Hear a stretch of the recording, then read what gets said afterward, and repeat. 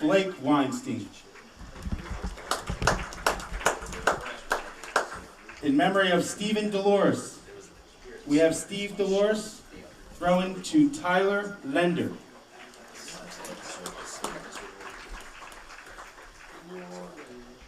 Ready? Go. That's fantastic.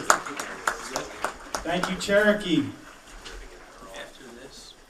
Next, we have Peter Bunning, is a U.S. Army veteran and prostate cancer survivor.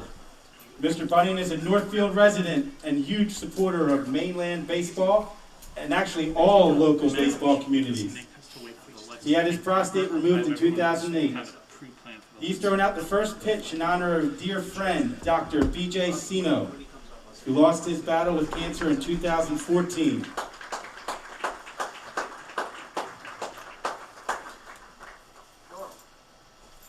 BJ and his wife Lisa have 3 daughters, Becca, Jules, and Kara, who graduated from Mainland, and son Joseph, who is a current junior at Mainland. BJ was a standout baseball player who would have loved to be a part of this great event. Catching the ball is Mr. Joe Bunning.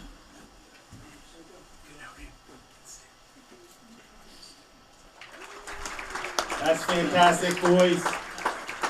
Thank you so much to the Bunning family for all you do.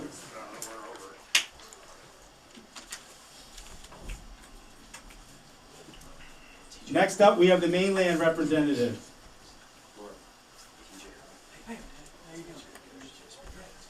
Throwing tonight is Christine Sands Bennett to son Clayton Sands in honor of Pop Pup Michael Morin and Logan Sands.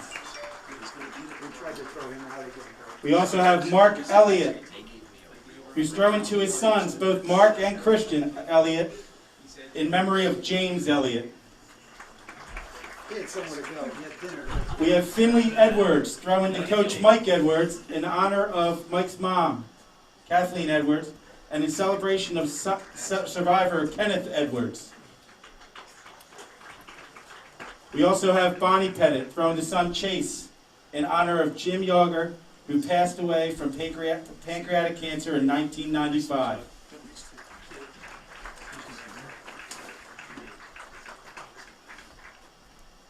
On your marks, get set, go. Fantastic. Thank you everybody who came here tonight. We expect a great game. Let's play ball.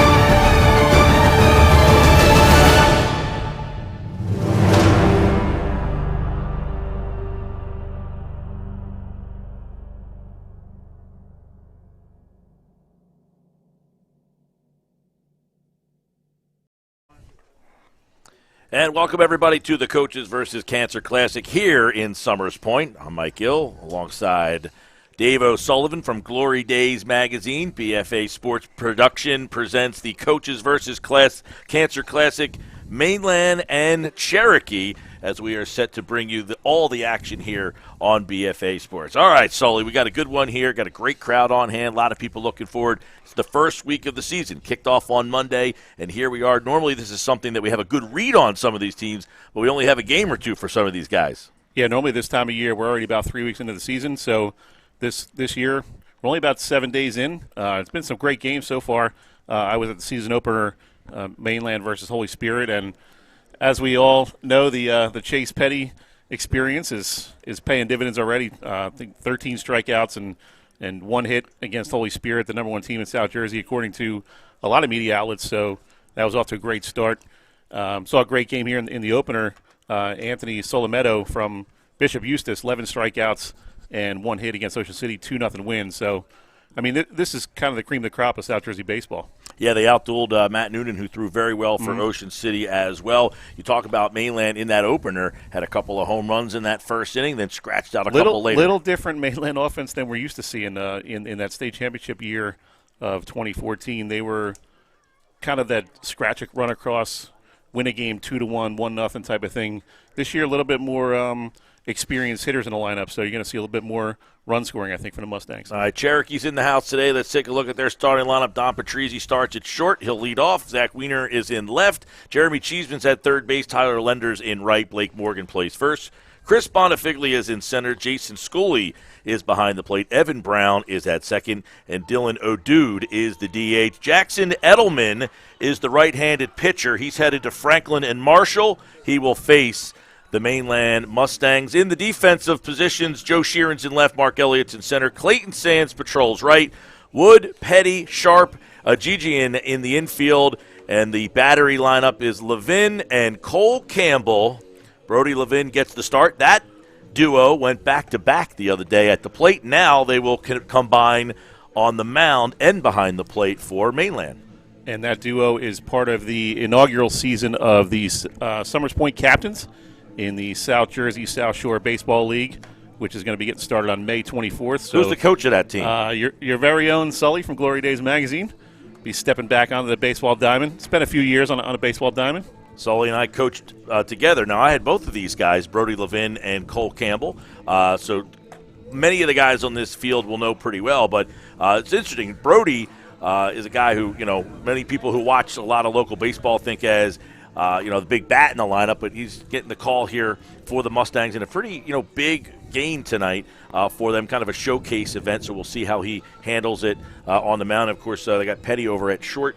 Real good athlete, Brody Levin. He came in and kind of assumed the starting role as a quarterback late in the season for Mainland football team. So he's kind of a two-sport athlete and kind of guy you want on your baseball team. All right, Patrizzi leads things off here for Cherokee to start the top of the first inning. Coaches versus What do you think of the Cleveland Browns look here with Cherokee? Not bad. Not in love with it yet? They're pulling it off. They're pulling it off pretty good. Next compliment of the orange. I like the Mainlands better than the Grays. I like this look. All right, first pitch from Levin, up and away, as we start things off here at the 2021 Coaches versus Cancer Classic. Levin stares, winds, and it's inside. Called strike. He's going to work quick. He's an infielder, so he doesn't like to stand around too long. 1-1 from Levin. And that one is down and in. 2 balls and a strike. Patrizzi, the shortstop. They got a couple of guys heading to play baseball at the next level as that pitch is up and in, ball 3. Pretty shallow outfield there, Mike. A little surprised to see that. They're going to kind of dare Cherokee to hit the ball over their heads. We know Elliott can cover a ton of ground out there in left. Sheeran is very solid in left. And the pitch is grounded back up through the middle and a base hit. So start things off with a leadoff base runner. Patrizzi singles up the middle, and the Chiefs have a runner on with nobody out here in the first. Left fielder Zach Wiener. Zach Wiener steps to the plate for Cherokee. And you're going to see a lot of that, Mike, today. A lot of ground balls. Brody Levin's a guy that likes to work fast down in the zone. Just a matter of can Mainland make the plays and get some quick innings with some double plays. So Weiner steps in with a runner on first, sends Levin to the stretch. Cole Campbell, one of the best catchers in the Cape Atlantic League here. They'll see if they test him early. And they lay down a bunt. A little old school baseball. Levin fields, throws to first, and they get one away, advancing the runner to second. Nice to have a shortstop playing pitcher. Handling his position Yep. very well. A little old school style there, though. Interesting, though, to give up an out in the first inning like that to get a guy in scoring position. I thought maybe try to let him run a little bit or play a little hit and run type of thing, but to sacrifice that early in the game wouldn't be my play, but Three-hole hitter Cheeseman steps in. He's the third baseman. Jeremy Cheeseman. I'm a little less traditional, even though I was born in the 70s. So. You've evolved. I like to see guys hit it, especially early in the game. I don't want to give up outs. Runner on second, Cheeseman out in front, pounds one over the first base side dugout. But I guess they figure, got our two best hitters coming up behind the number 2 hitter. So let's get the guy to second and try to get the early lead. These are what the guys get paid the big bucks for. 3 and 4, man. Get me a runner in scoring position. Runner on second, one out. Levin stares. Cheeseman at the plate. A ball and a strike. And that one's way up. Campbell can't grab it. But the runner was unable to advance. I mean, that one was way up and away. We'll have to ask Coach Brent Bean from Atlantic City if they're getting paid big bucks. These high school coaches. I think they might beg to differ with you on that one. No, the batter. Oh, the batter. He's up with a runner in scoring Okay. position. Number 3 hole, man. Levin. And that one is skied. Deep. Gone. Cheeseman up at the eyes and just skies one, and the Chiefs take an early 2-0 lead.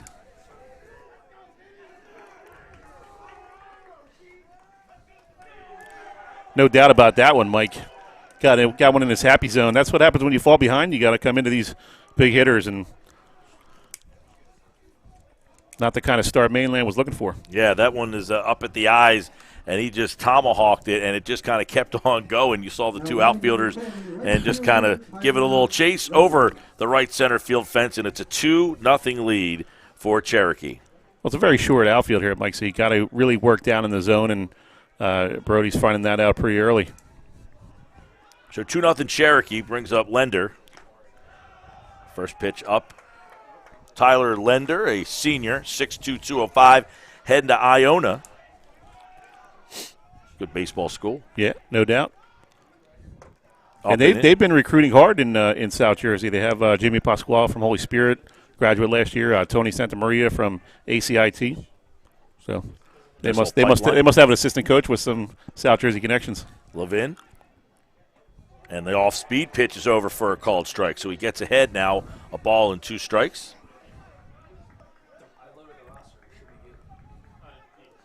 The 1-2 from Levin. And that one's way upstairs, and Campbell can't hold it. 2-2. How nervous do you think Brody's dad, Frank, is tonight? A great pitcher in his own right back in the day. Tremendous. I played with Frank, actually, and he can still throw, I think, if he wanted to. Nervous, though? That's not in Frank's DNA. Levin with a nice nasty pitch and gets him looking for the second out of the inning. If he can keep that working, that'll get him right back in the game. First baseman Blake Morgan. So Morgan steps up after the strikeout. Yeah, that was a really nice off-speed pitch and just absolutely froze Lender. 2-away. First pitch is batted into the ground. Stone over to first. Got him, and that ends the inning. So the home run by Cheeseman gives Cherokee a 2-0 lead. We go to the bottom of the first here on BFA Sports.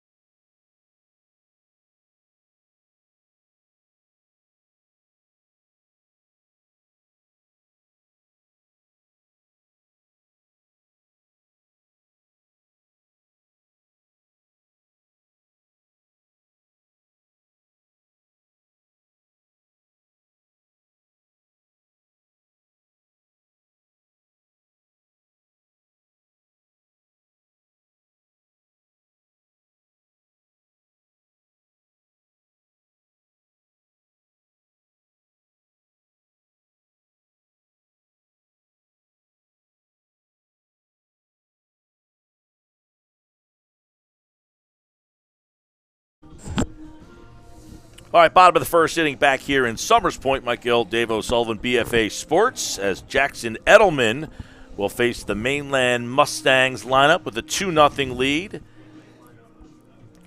Wonder if he's named after Reggie Jackson. Jackson Edelman. I don't think his parents are that old. Let's take a look at the. We're kind of dating ourselves here. Let's take a look at the Mainland lineup. Mark Elliott leads off, plays center field. Chase Petty, the shortstop, hits second. Brody Levin on the mound, hitting third. Cole Campbell catching, hitting fourth. Clayton Sands in right. Luke Sharp at second. Sam Wood, Alex Ajijian, the first baseman, and Joe Sheeran, the left fielder, is your lineup tonight Number 23, center fielder, Mark for Elliott. the Mainland Mustangs. Edelman on the mound, and behind him, Wiener in left, Bonifigli in center, Lender in right, Cheeseman, Patrizzi, Brown, Morgan go left to right in the infield, and your battery is Edelman and Scully for the Chiefs. Mark Elliott leads things off for the Mustangs. And that ball is first pitch swinging to short. Patrizzi throws over to first and one away. One pitch, one out. Put a good lick on it. Couldn't sneak one through there, but hey, that's a kid. It seems he's one of those kids that seems like he's been in high school for about 7 years. Well, because he he's been started starting as a since a freshman, freshman. right. So I had Mark as a 13-year-old and maybe had one of the hottest summers I've ever seen a kid have. And I've coached a lot of 13-year-olds. Here's Chase Petty. now I talked to Coach Kern, Billy Kern, before the season about how they were going to manage Chase Petty this year. Was he going to hit? Was he going to play shortstop? And he said, hey, the kid's an athlete. We're not going to – obviously he's a first-round Major League Draft prospect, but he throws 100 miles an hour. That potentially a lot of money coming his way if he does get drafted high. But Coach Kern said, hey, we're going to let him go out and be the athlete he is. And Petty swings, grounds. Patrizzi, 6-3. 2 away. Yeah, and it's funny. I ran into So his dad. obviously they're not going to take any real crazy chances with a kid with that much potential to become a professional in this game, but not going to put the handcuffs on him either. Yeah, I ran into his dad, who I know very well, and he said, look, he's a baseball player. I wanted to play. A lot of times the parent says, no, you're not using him. Right. And he's supportive of the fact that he wants him out there playing. So that helps, too. Mm-hmm. Here's Brody Levin, the pitcher. And the first pitch is over for a called strike. Edelman must have something to do after this game. He's in a hurry to throw strikes and get these innings done. Edelman, the 0-1, all speed offering a little away. Cole Campbell waits on deck. Levin with nobody on, 2 outs here in the bottom of the first. Levin, a Summers Point resident, and that one is just off. 2-1. I love the way he's been approaching his at-bats this year. Very patient, looking for his pitch. Hit a home run off David Hageman from Holy Spirit, a West Virginia recruit. Hey. Ball up. But, 3-1. you're talking high-level Division I pitcher and hit a home run in his second at-bat of the season. So he's definitely feeling like he's got a plan up there at the plate. 3 balls and 1 strike. Brody Levin at the plate. Edelman winds. And that one is fouled back as he took a daddy hack there. He said 3-1 fastball. I'm taking a cut at it. Full count. Bottom 1, 2-0 Cherokee on a home run by Jeremy Cheeseman.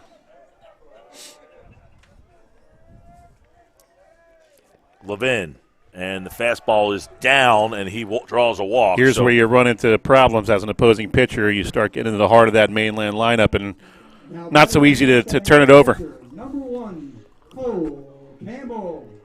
So Levin, who went yard in the first inning on Tuesday, Campbell followed him up with a homer of his own. Now he follows him here in the lineup with a runner on first and 2 outs. That might have been the highest high school home run I've ever seen. It was up there for, seemed like 10 minutes. Cole Campbell, the catcher. Edelman delivers an all-speed pitch.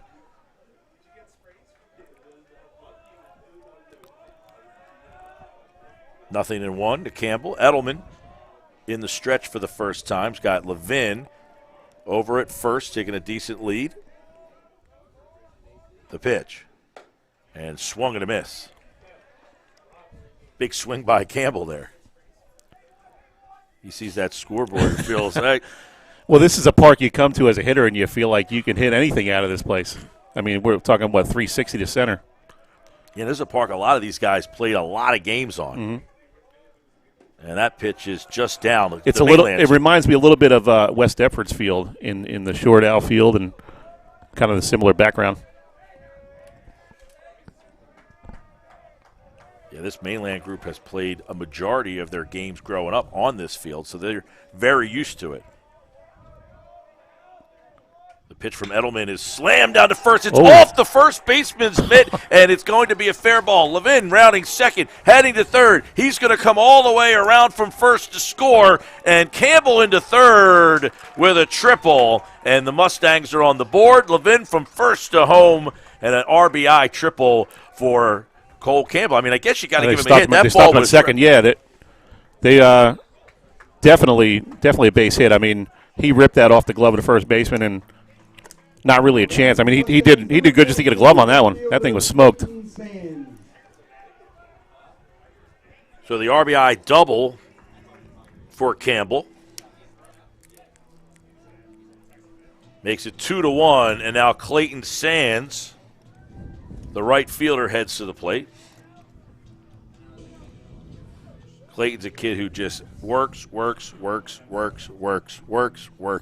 Great attitude, great work ethic. And he gets a chance for RBI here. When your stepdad is Dave Bennett from Oakcrest, the athletic director over there, that's a dude that knows how to work. He's in the weight room. He's getting things done over there. Edelman's pitch, a little outside. So Sands. I love this kid, though, Clayton Sands. He's the kind of guy you really need on your high school baseball team. Can play multiple positions, going to give you good, solid at-bats, can run, can throw. Just does a lot of those things that high school baseball teams need. Get a bunt down if you need it. Edelman, and that pitch is fouled off and out of play. Yeah, there's one thing from coaching Clayton I had, and I know that kid wants to play and win more than anybody else.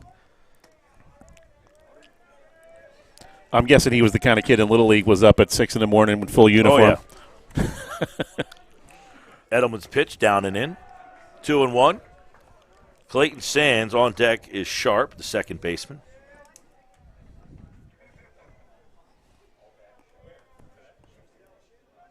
Two 2-1. Campbell on second. Swing and a miss. Little up over the hands. 2-2.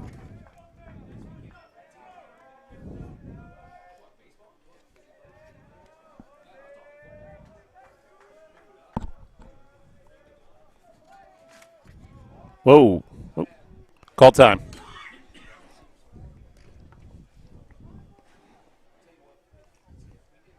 Christian Elliott, by the way, is running for Campbell. Catcher with 2 outs. That's the younger brother of Mark Elliott. And that pitch is just off the plate. Well, Elliott's a kid we know pretty well. He runs like the wind. We know that. Mainland's one of those schools where you just keep seeing the same names over and over. Sure do. Even Petty, Logan Petty's at ACCC right now, was having a tremendous season before he hurt his knee. He was starting first baseman for a couple of years. And a swing and a miss. And Sands goes down swinging, and that ends the inning. But Mainland gets one back. 2-1. We head to the top of the second here on BFA Sports.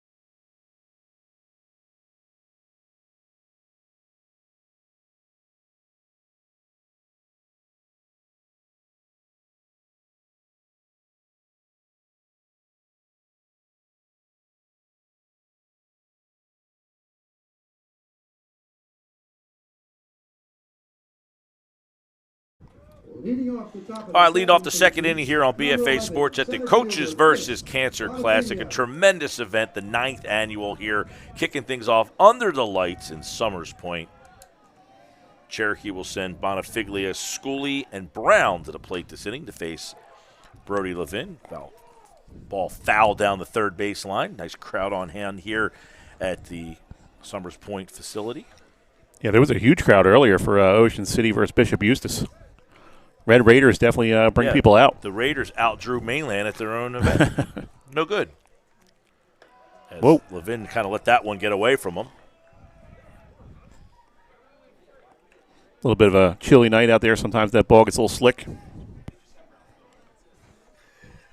Much better than the game I coached last night against Mainland assistant Mike Kamak. We froze out there. Levin's pitch up and in, late breaker, 2-1. And we played on the Bay in Ventnor last night. Not conducive for baseball weather. Mid-April on the Bay. Yeah. Levin, 2-1. Just missed. Matt Waller calling the balls and strikes tonight. John Dubel, Tiger Minetti, and Jimmy Conover are your crew, donating their time.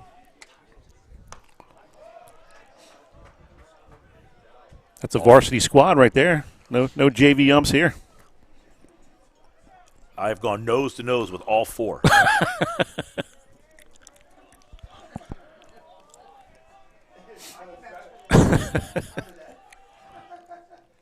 Swing and a miss. Way to Levin come back. gets him. So Bonifiglia down on strikes. And now to bring up the catcher, Now batting number 24, Jason center, Schooley. Jason Schooley. Yeah, we saw this the other night where, Petty gave up 2 runs in the first inning and then nothing afterwards. I mean, you settle in. Sometimes you have that adrenaline flowing. You throw hard, and someone hits one just a little harder. I mean, Yep. that happens. Schooley's pitch is over for a called strike. Yeah, I think you're starting to see Brody Levin settle in a little bit here. He, like you said, a little bit of adrenaline first inning, even the first batter of the second inning, but now he's kind of finding a little bit of a rhythm. A little bit struggling still with that off-speed stuff. Kind of get over his body a little bit and really just throw the heck out of it. Levin winds and deals. The pitch just off the plate. But keep in mind, too, we take for granted sometimes you see a kid, he's a great hitter, great player. He's not a pitcher first. Right. He's out there giving innings, and he's competing, really, up on the mound. And Levin over for a called strike. But he is such a good athlete that he can be a good pitcher. And on a high school baseball team, sometimes a guy like that is your number 2. Well, there's a kid that's going to be playing for you this summer and here's the pitch from Levin. And it's sky high over the first base side, and Ajijian goes all the way back and makes the grab. Boy, he was stumbling, falling, but regained himself on the way back and makes a nice catch for the second out. Yeah, that was a heck of a play. Brock Mercado was a kid who pitched, was just a tremendous athlete, and the coach after the game that we played said, we like to bunt a lot, but your pitcher was such an athlete that he got off the mound and fielded the position. Some of these times these athletes, they just compete so much they don't allow themselves to have bad innings. Brock over at St. Joe. And typically a middle infielder can come in and at least throw strikes for you. That's your hope anyway. Yes. Evan Brown steps into the plate. That one's over for a called strike. 1-1. Evan Brown, the second baseman for Cherokee. Sophomore. Ball a little low in the dirt. 2-1. He's got the high striped socks. They're like coming back. Yeah. Everything's coming back. The old Little League-looking jerseys are the thing now. The snapback hats. I'll never go that direction. Base hit. Singled into center for the 8-hole hitter Brown. It's nice to turn the lineup over. He'll get it to the number 9 place hitter, Dylan O'Dude. Pretty cool name for a baseball player. That's right. O'Dude. I saw Bridgeton's going with the old, Little League looking V's. I saw they got some nice ones. Yeah, they're a little bit like Tom's River South. But they've had the same uniforms, I think, since Ken Frank started back in the 70s. Swing and a miss from O'Dude. Atlantic City and Bridgeton tomorrow morning at 9. We'll have for you here. over at the high school. 4 games tomorrow, 4 games on Sunday, all right here on BFA. Pitch is beat into the ground. Petty, long throw, and it skips out of play. He had a little double pump there. Yep. So Brown goes to third on the overthrow. O'Dude moves over to second. That was going to be a tough play anyway. Difficult play unless you're really coming full speed ahead on that and charging the ball. Shortstop Dom Patrizi. Play like that, you almost have to kind of catch it on the short hop and throw on the run. Yeah, he definitely kind of double pumped it, and the low throw goes skipping out of play. So it advances to 2 runners. It turns the lineup over, which is why Brown's base hit was so important, and that brings up Patrizi, who singled and scored back in the first. Patrizi, the shortstop for this Cherokee lineup, the leadoff man. He's heading to Lehigh, another good baseball school.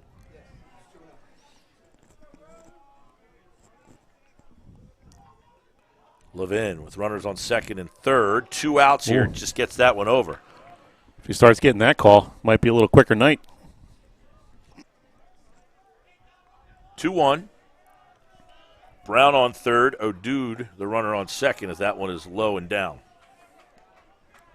So now 3-1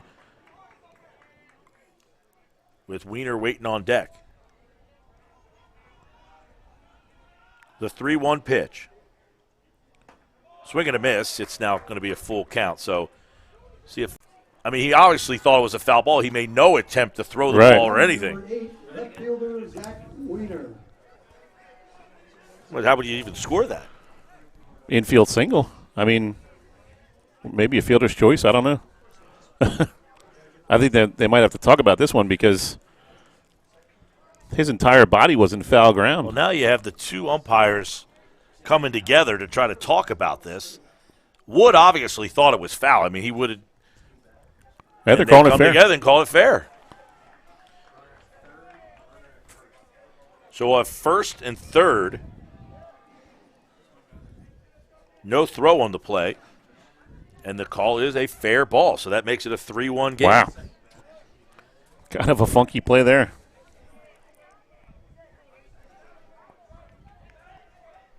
Yeah, it's kind of hard to tell where he fielded that ball. He obviously fielded it in a spot where he thought he was in foul territory. It looked, I mean, both his feet were in foul ground. I don't know, maybe the glove was still in fair territory. First and third, 2 down, 3-1. Levin. And a swing. Typically, though, a third baseman is pretty well aware of where he's at in terms of the foul line.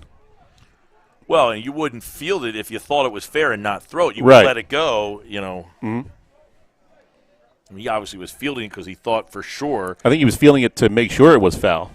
So Correct. It didn't kick back. You know, when there's a ball that's rolling in, you want to touch it before it can roll itself back into fair territory. The runner goes, Campbell's throw. There's nobody there into center field. And another run's going to come around and score as Campbell's throw goes into center field as both Petty and Sharp failed to cover the bag. A little bit of miscommunication there in the middle infield. So another run comes in for Cherokee. They now lead it 4-1. So a couple of errors this inning have resulted in a little 2-out lightning here. The 1-1 from Levin is up. And that's the thing, Mike, especially with high school baseball, more so than any other level, when you give a team extra outs in an inning, it really puts a strain on your pitcher. Levin inside for a called he's going to have to throw, 15 to 20 more pitches this inning.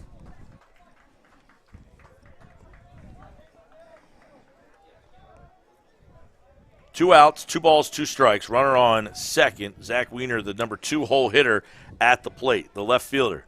He sacrificed his first time up. That one is just off the plate. See Cole Campbell holding that, trying to get his pitcher some help and get him out of this inning.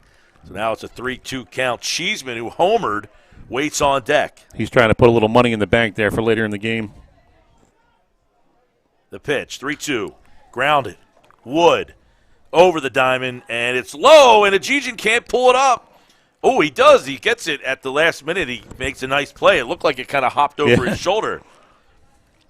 So they get out of the inning. Nice play over there at first. Couple of runs on the board. 2 more for Cherokee. They lead it 4-1. We head to the bottom of the second on BFA Sports.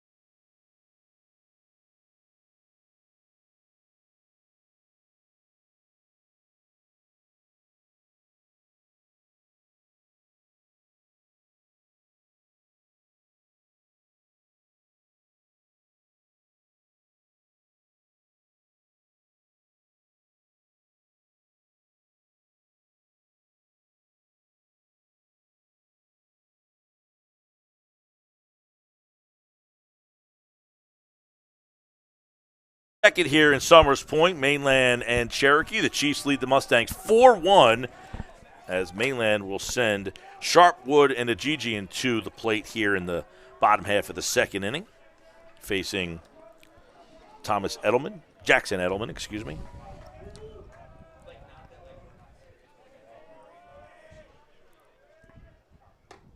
First pitch is over for a called strike. Sharp, the second baseman, Wood, the third baseman, and Ajijian, the first baseman. I feel like, Mike, this is one of those games where Mainland's bottom of the order needs to come through with something, a run or two, provide some kind of offense where it's not all on the middle of the lineup. Yeah, Luke Sharp get himself on base here. 0-2 holdo. Edelman, and the pitch is swung on and missed. And a strikeout to start things off here in the bottom of the second. Give credit to Edelman, though. He's coming right after these guys and challenging them. A little easier when you got a little lead behind you, right? 4-1 lead. You just go out there and throw strikes, and coaches love to see that. Here's Sam Wood, the third baseman. And Edelman goes right after him, gets that first fastball over. Got a little giddy up on that fastball. You get that first one over, it makes things a lot easier. Yep. Everything's in play now. The 0-1. And that one just off the plate. Edelman, we mentioned, heading to Franklin and Marshall. Another good baseball school. Mm-hmm. Edelman up and in. Ajijian on deck, followed by Sheeran. 7, 8, and 9 to get back to that top of the lineup. And Edelman's pitch is grounded. That's going to be a tough back play. Through the middle, over to first. Nice play as the shortstop, Patrizzi, has made a couple of nice ones. And that one, just a quick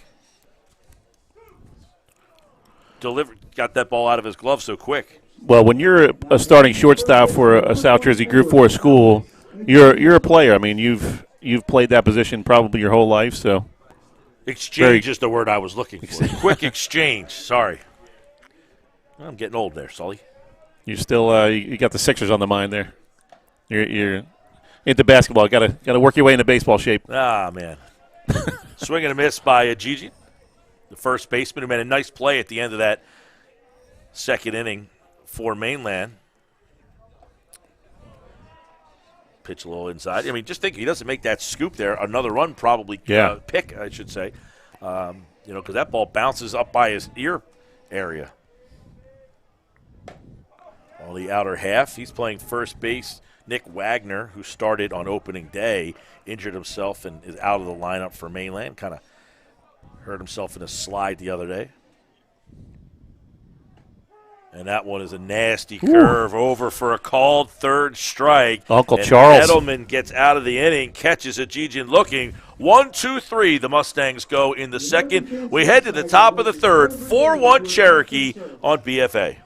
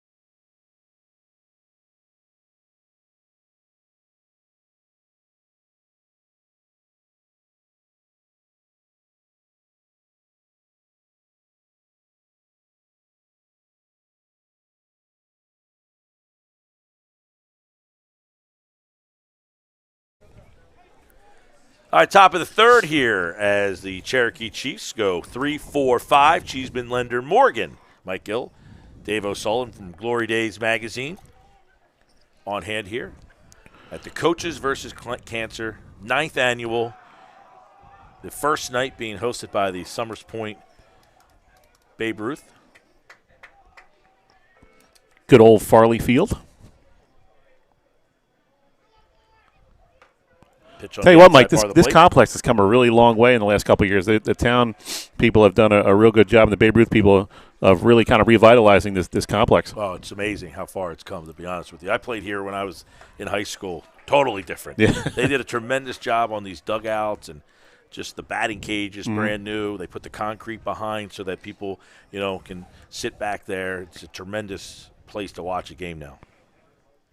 And, of course, it's one of the few places that has an operating snack stand and bathrooms. I mean, you don't get that anywhere, especially at the high school level. I mean, a lot of high school fields, this is almost a step up for a lot of high school fields. And a really great atmosphere for these guys playing Friday night under the lights.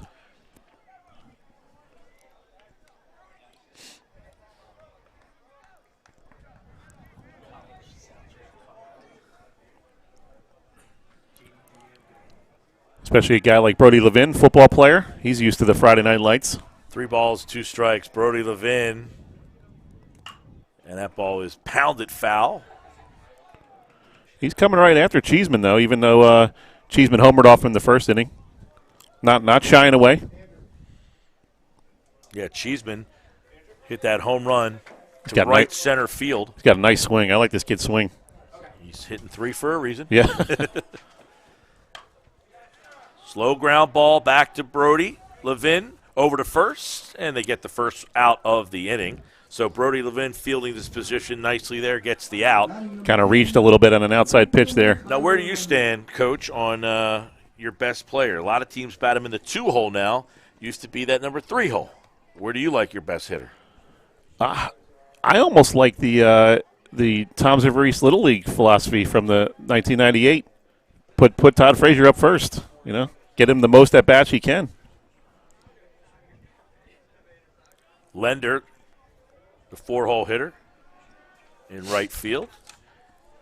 I always thought that was a really interesting philosophy and kind of an innovative philosophy from a Little League coach at that time period. Putting the best hitter up first, because he figured he's going to have RBI chances throughout the game. The only time he's going to bat with nobody on base is probably going to be the first inning. Pitch on the inside part of the plate. J.D. Diamco, the Rowan College South Jersey Cumberland coach. Use that hashtag, my man. Make sure that you spin that thing around, get it trending, watching a lot of potential future Rowan College players. The hashtag BFA in bed. I guess he's watching from the comforts of his bedroom. Cumberland, what formerly Cumberland County College, they're starting to come around.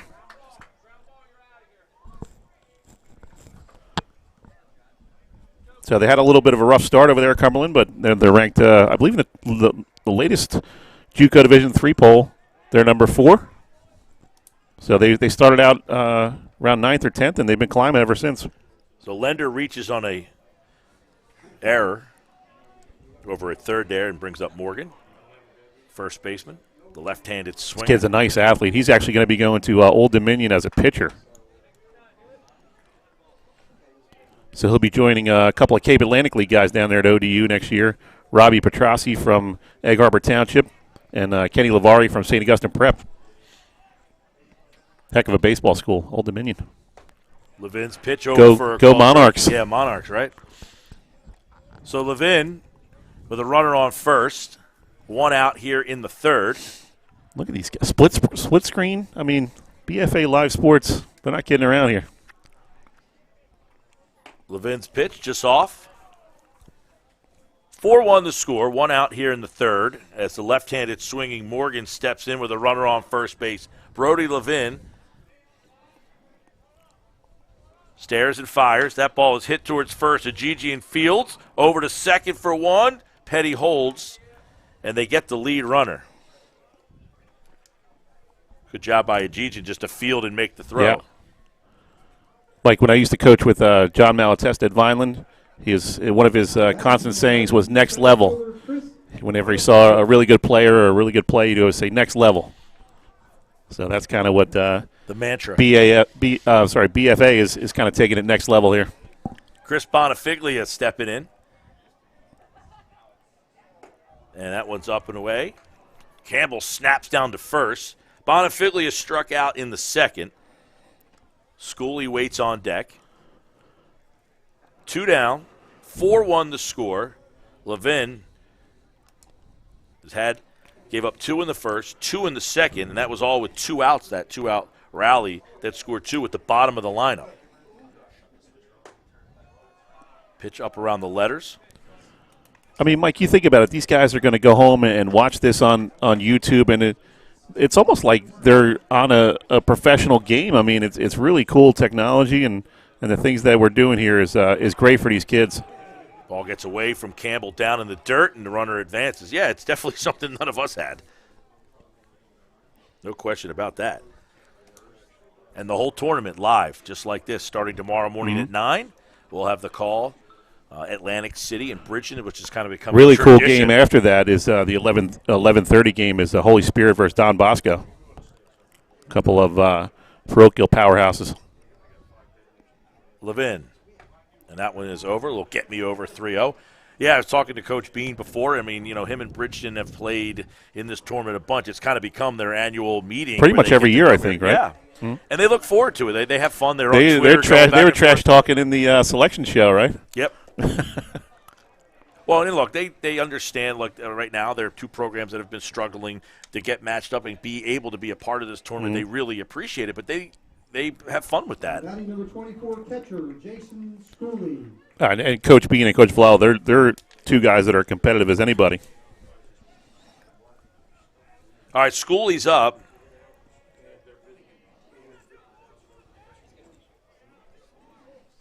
With 2 outs. First one's over. So Levin, who's been having trouble getting ahead in the count. Yeah, throwing a lot of pitches here. I don't know how long he's going to be able to last, maybe 4 innings.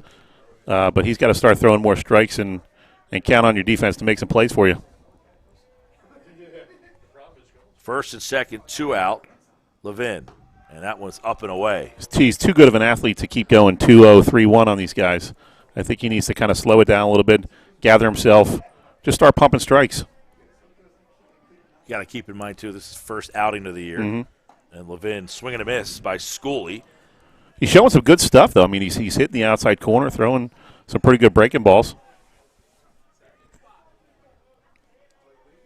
Brown waits on deck. He's singled. Schooley at the plate. First and second, 2 down. And that one is sky down the left field side. Out of play. Sam Wood giving chase. Chase Petty down there as well. Almost hit the BFA camera there on the side rail. I just saw Doug's pocket just get a little lighter. New camera, $10,000. The 1-2 from Levin, and that one is over for a called strike. Wow. And that ends the inning. That was a serious slider right there. 2 on as we head to the bottom of the third. 4-1 Cherokee. Mainland coming up in the bottom of the third here on BFA Sports.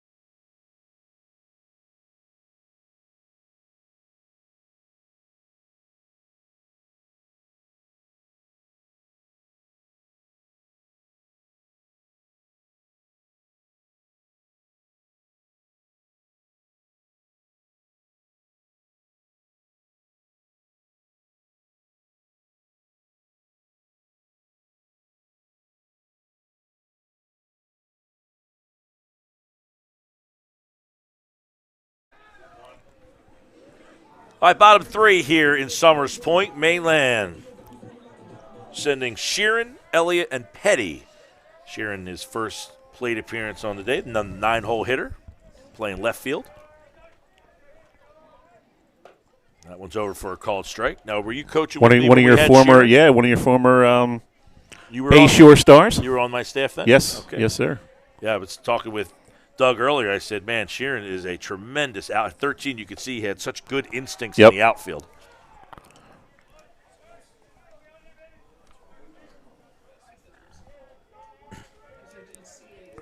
It's so interesting coaching the 13-year-olds because it's their first time on the big 90-foot base field. So it kind of looks overwhelming to them a lot, some of the normal funny, baseball plays. You know, it's funny. You see them now at the high school level, how much they develop and grow. Exactly, I mean, his father obviously was a great player as well. It's amazing. A kid from 13 to 16 can put on 40, 50 pounds sometimes, 3-4 inches in height. As Sheeran fouls that one, held nicely by Schooley, and he goes down on strikes. So Edelman continuing to just cruise along here. He's got 3 strikeouts out of the last 4 batters. He's getting ahead and making the hitters. 4 out of 5 he struck out. Making the hitters swing at his pitches. So that's what pitching is all about. Get ahead. You hear coaches say that from the dugout all season long. Get ahead, stay ahead. Here's Elliott, who saw 1 pitch, grounded it to short. The Summers Point. Got to believe he'll be a little more patient this at bat. Summers Point native. And Elliott turns on one to second, but easily taken over to first, and a quick out recorded. So the 2 quick outs, and the Mustang top of the order now sends Chase Petty, the 2-hole hitter, playing shortstop tonight. Shortstop number 4, Chase Petty. Well, it's interesting because Petty obviously pitched, and you want to try to.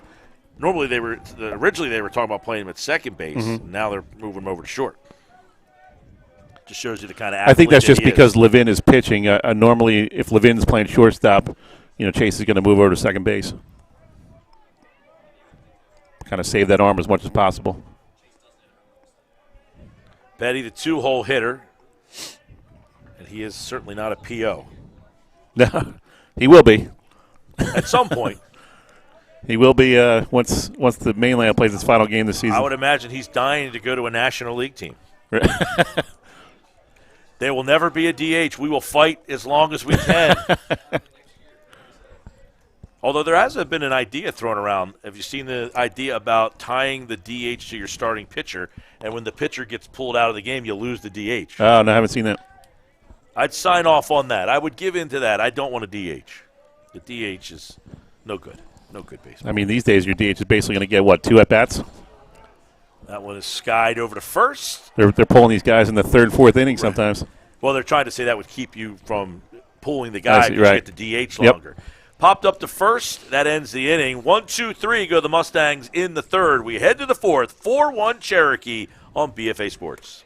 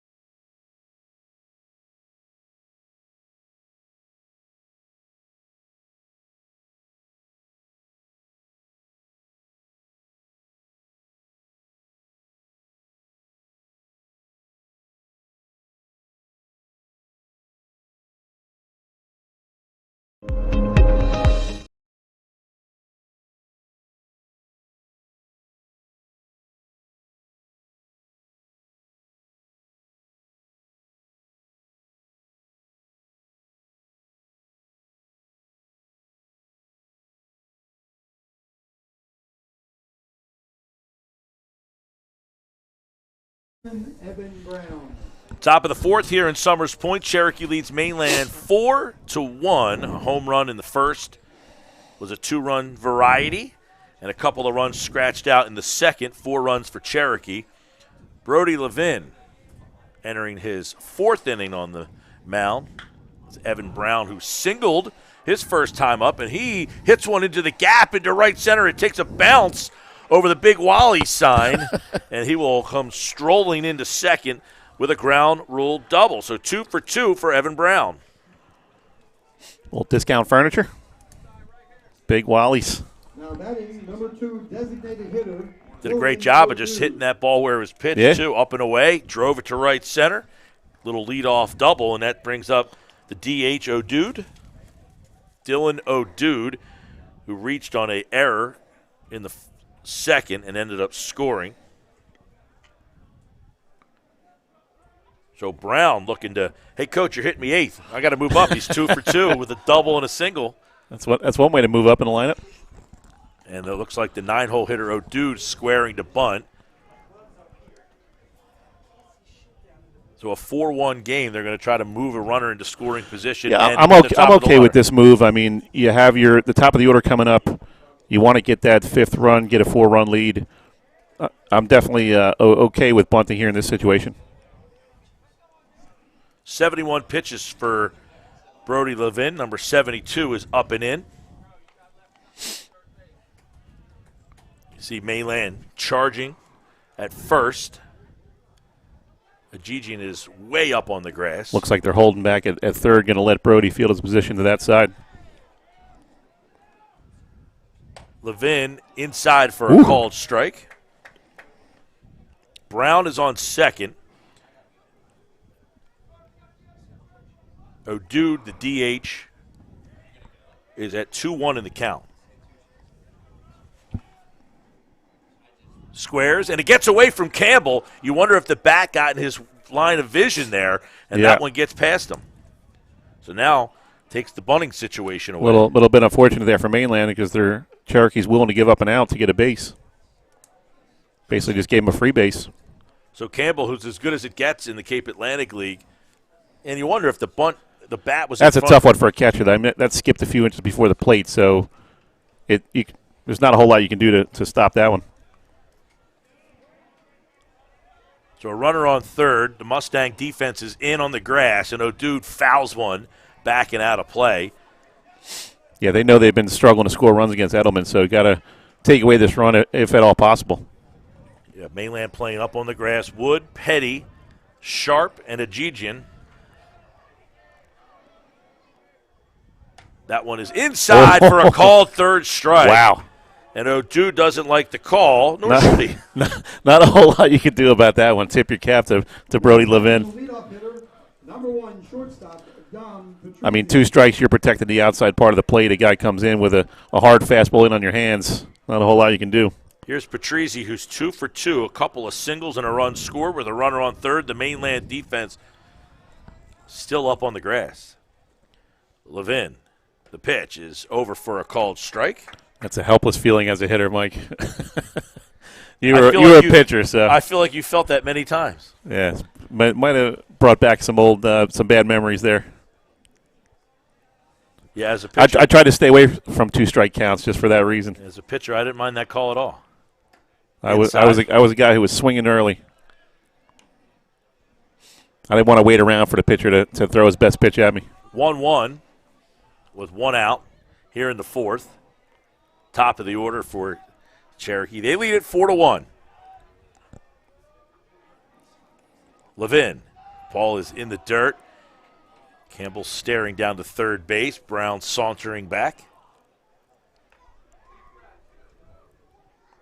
Interestingly, Mike, this battery have both spent time as the Mainland quarterback. Campbell was quarterback 2 years ago. Decided to kind of spend his time focusing on baseball. Really good athlete. I mean, he was a very good quarterback. Could have had a future in football, but chose baseball. I'll tell you what he really could do. Catch a fish. Yeah? Oh, yeah. I spent a week in Arkansas with this kid. Man, he was eating frog legs and catching fish. Ball is skied to left field. Sheeran. And Sheeran's under it, makes the grab. Coming from third, tagging up, and another run's on the board for Cherokee, and they lead it 5-1 on the sacrifice fly by Patrizzi.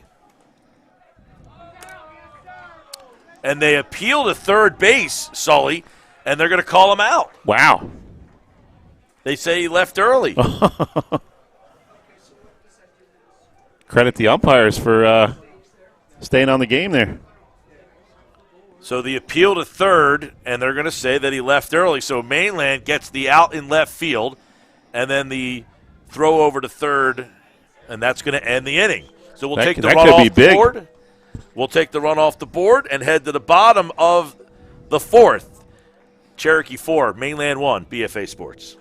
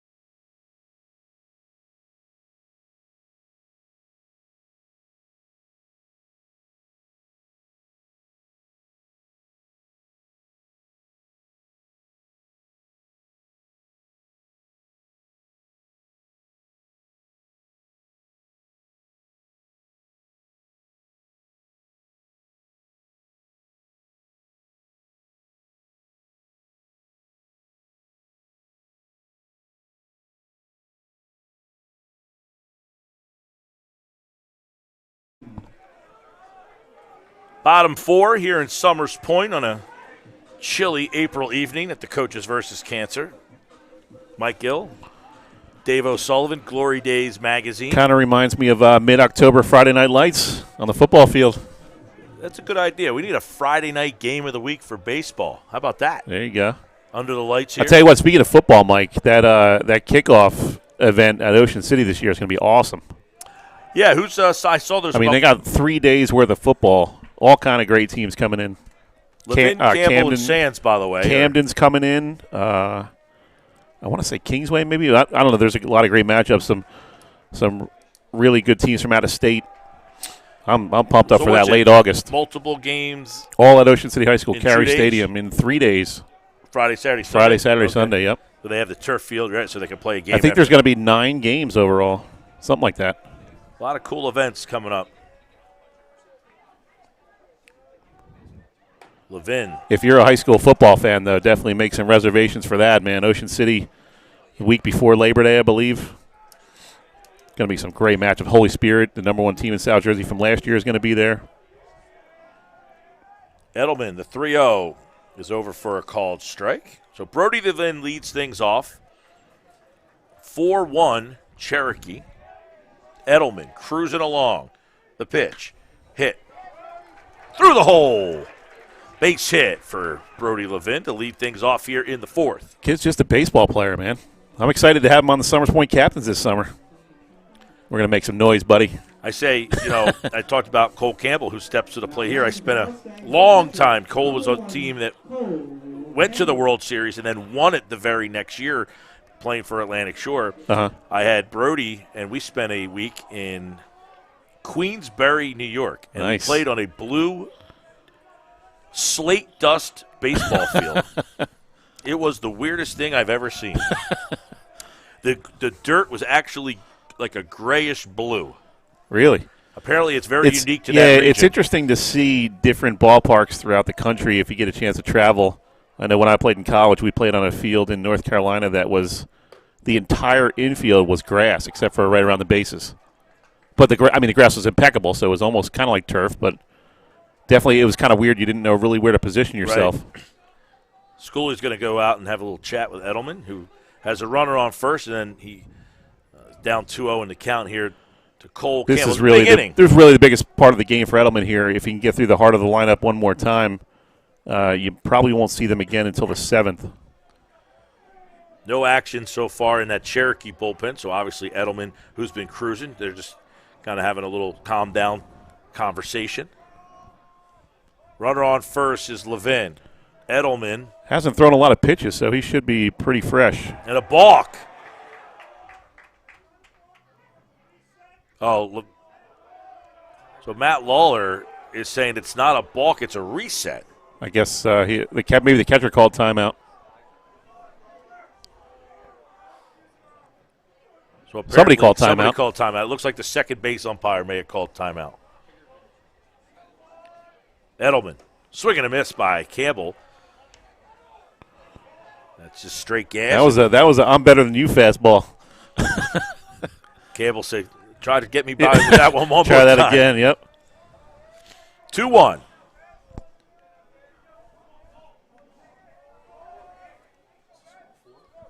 Ball in the dirt. Schooley's going to throw. Nice He's throw. got him. And a perfect throw by Schooley. And he eliminates Levin. That was a heck of a throw. Yeah, Schooley did. First off, he did a Kid's great got a job hose. blocking and recovering. And then the exchange time, it wasn't a bang-bang. He was out by a couple feet. He threw a dart down there.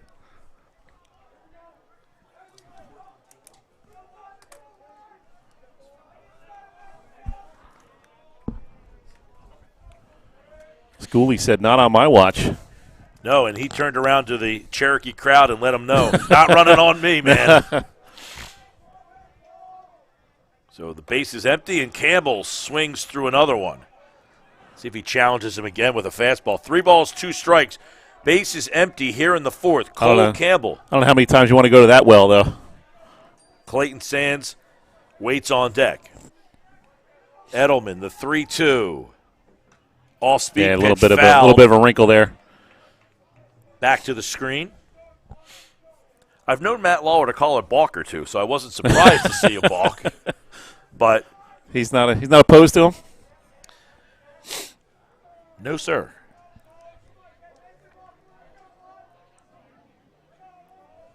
The 3-2. And that ball is fouled down the left field line. Bouncing its way down into the Mainland bullpen. No action in the Mainland bullpen. Looks like Levin is going to continue to roll here.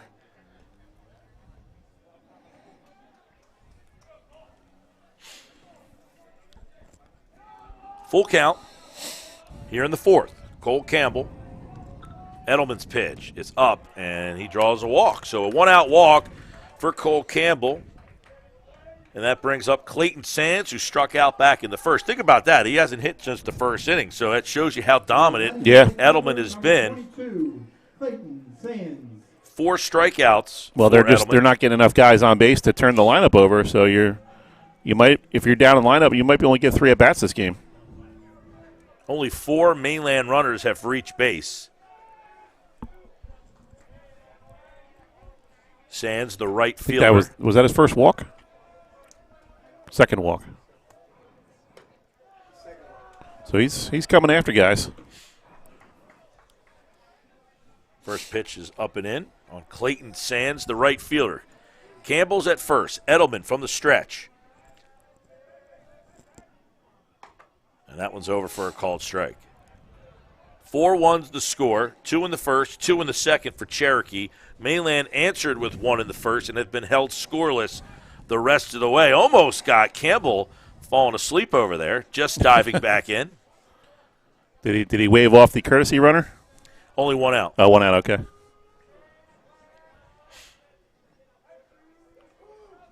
The 5-hole hitter, Sands. Edelman, the kick. And that one is skied, foul and out of play. Put a good rip on that one. He's got to make him bring it down a little bit, though. That's not real. That's a little bit out of his zone. Yeah, the Mustang lineup has been shut down. They struck out 4 times. 3 of them have been from the 6th spot in the order down.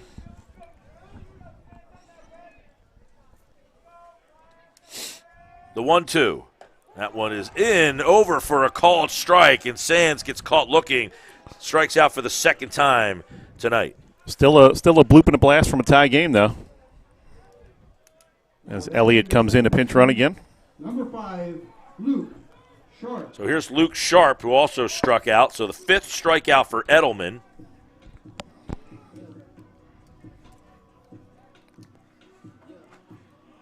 Sharp, the second baseman.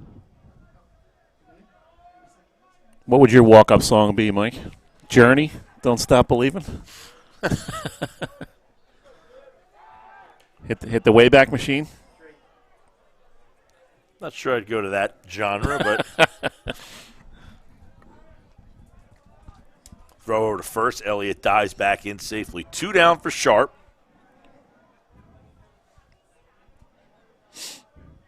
I would put a lot of thought into it, though.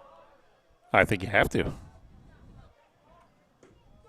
I mean, you get one song for the season, so. Now, I like, well, you could change it up. I like the GD Sully Says Twitter account that's been ranking giving the scores on the jerseys. What are you scoring these tonight? I'll have to think about that.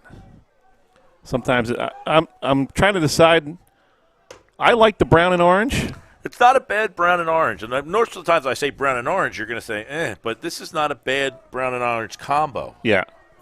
I dig the hat. It kind of reminds me a little bit of the old Padres with a little slightly different color scheme.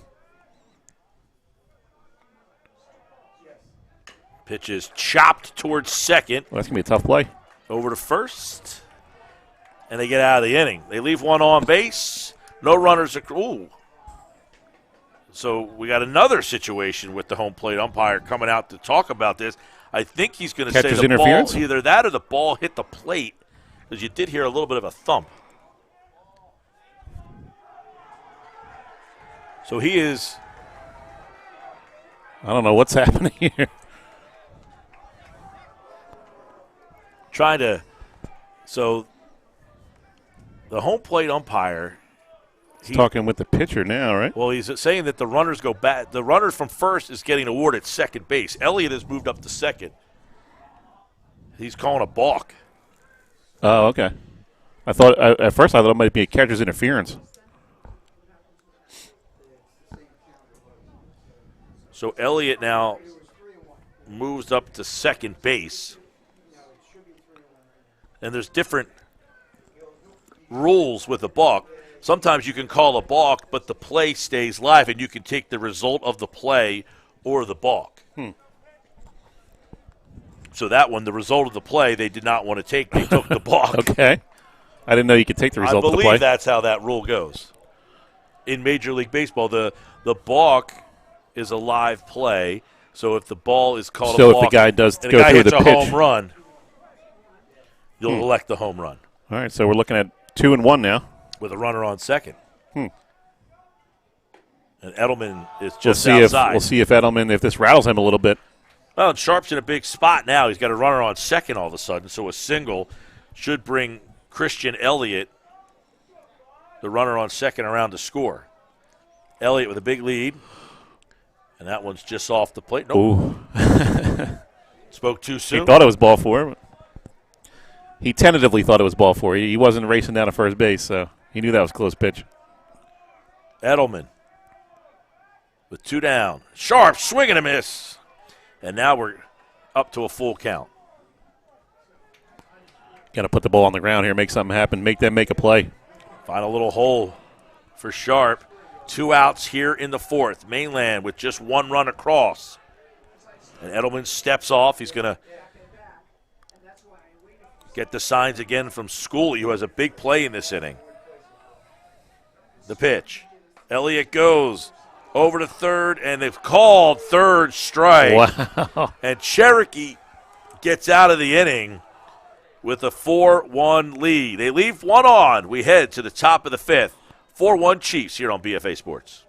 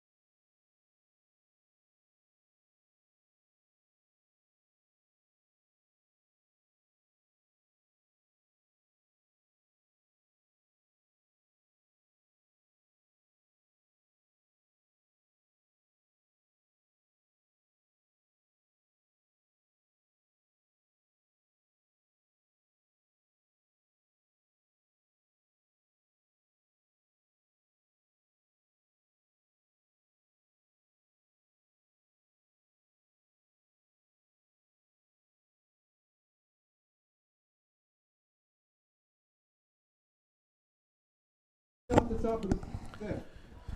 All right, we enter the 5th inning here, 4-1, Cherokee. New pitcher for Mainland, Will Hoover. The lefty is in the game, so that'll close the book on Levin. 80 pitches, 4 innings, 4 strikeouts, a walk, 4 runs, 2 of them earned. And he leaves trailing 4-1.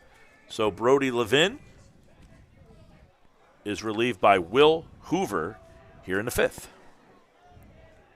Zach Wiener leads things off, the senior. And Hoover's first pitch, the lefty, is over for a called strike.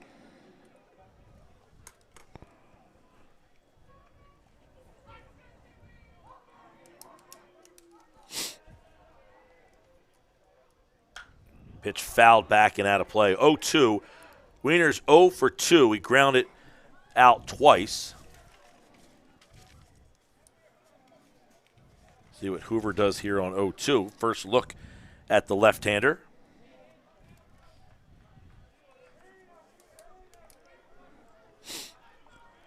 Coming in throwing strikes. That's what you want to see. Up and away. Yeah, you come out of the bullpen trailing. You don't want to be walking guys. You just want to keep it right here. Let your offense get a couple more licks. One of my pet peeves, Mike, and I don't know if I'm alone in this, is the 0-2 waste pitch. I'm not a huge fan of it.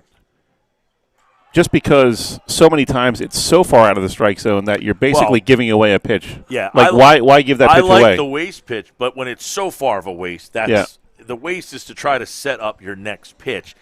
You're trying to change the eye level. So if you get something up high enough, you have a pitcher of a hitter looking up, and then you theoretically drop something down. His eye level goes up, and then it drops down. But I think in so many youth levels of baseball, coaches always tell the guy, don't throw anything close on 0-2. Yeah, bad advice. Yeah. Now, batting number Whereas 4, Greg Maddox would throw about 3 inches outside on 0-2, and you'd swing at it. That's why he could throw a complete game with 78 pitches. Well, and a lot of what, where you talk about the waste pitch, it's not so much a waste. It's the wrong term. It's you're trying to change the eye level. Mm-hmm. And he hits Cheeseman after a strikeout. I think you hit him on his oven mitt. I'm not a fan of the oven mitt. No. Me neither. I don't understand what that's for. Is it going to prevent you from jamming your fingers when you slide? Lender. I have no idea, but Bryce Harper wears one, and he's probably better than us two. I think Mike Trout actually popularized that. Maybe. I mean, I think anybody who hurt themselves sliding, I didn't have that problem. This ball is grounded to short. Tailor-made. See, they Over turn to it. second, Levin over to first. And a good Got old him. 6-4-3 double play gets the Mustangs out of the inning. So Will Hoover comes in and gets them out. 4-1 Cherokee. We head to the bottom of the fifth. I wanted the RK customers to get the best possible deal, so I hired Sean Brady. The MMA fighter? That's the most I can give you for your trade. If I was crazy, I'll give you more, of course. New 2021 Select models with 0% financing for 63 months, and you get RK coverage. That's Ding Tire, Wheel, and Windshield Repair. No charge. At RK, The customer is always right. RK Subaru of Mainland.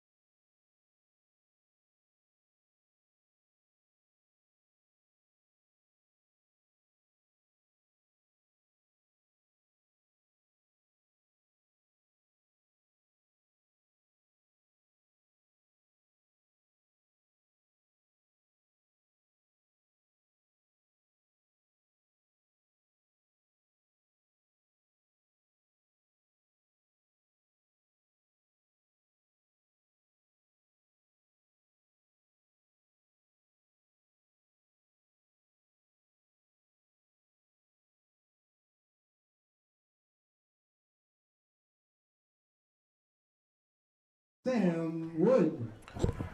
Bottom five here for the Mustangs as they send Wood, Ajijian, and Sheeran to the plate, trailing 4-1. Bob in the lineup. Got to scratch something out here, Coach. Yeah, and that's something we mentioned earlier in the game. Mainland's got to get a little something out of them, at least one run to kind of put some pressure on the Chiefs. Swing and a miss.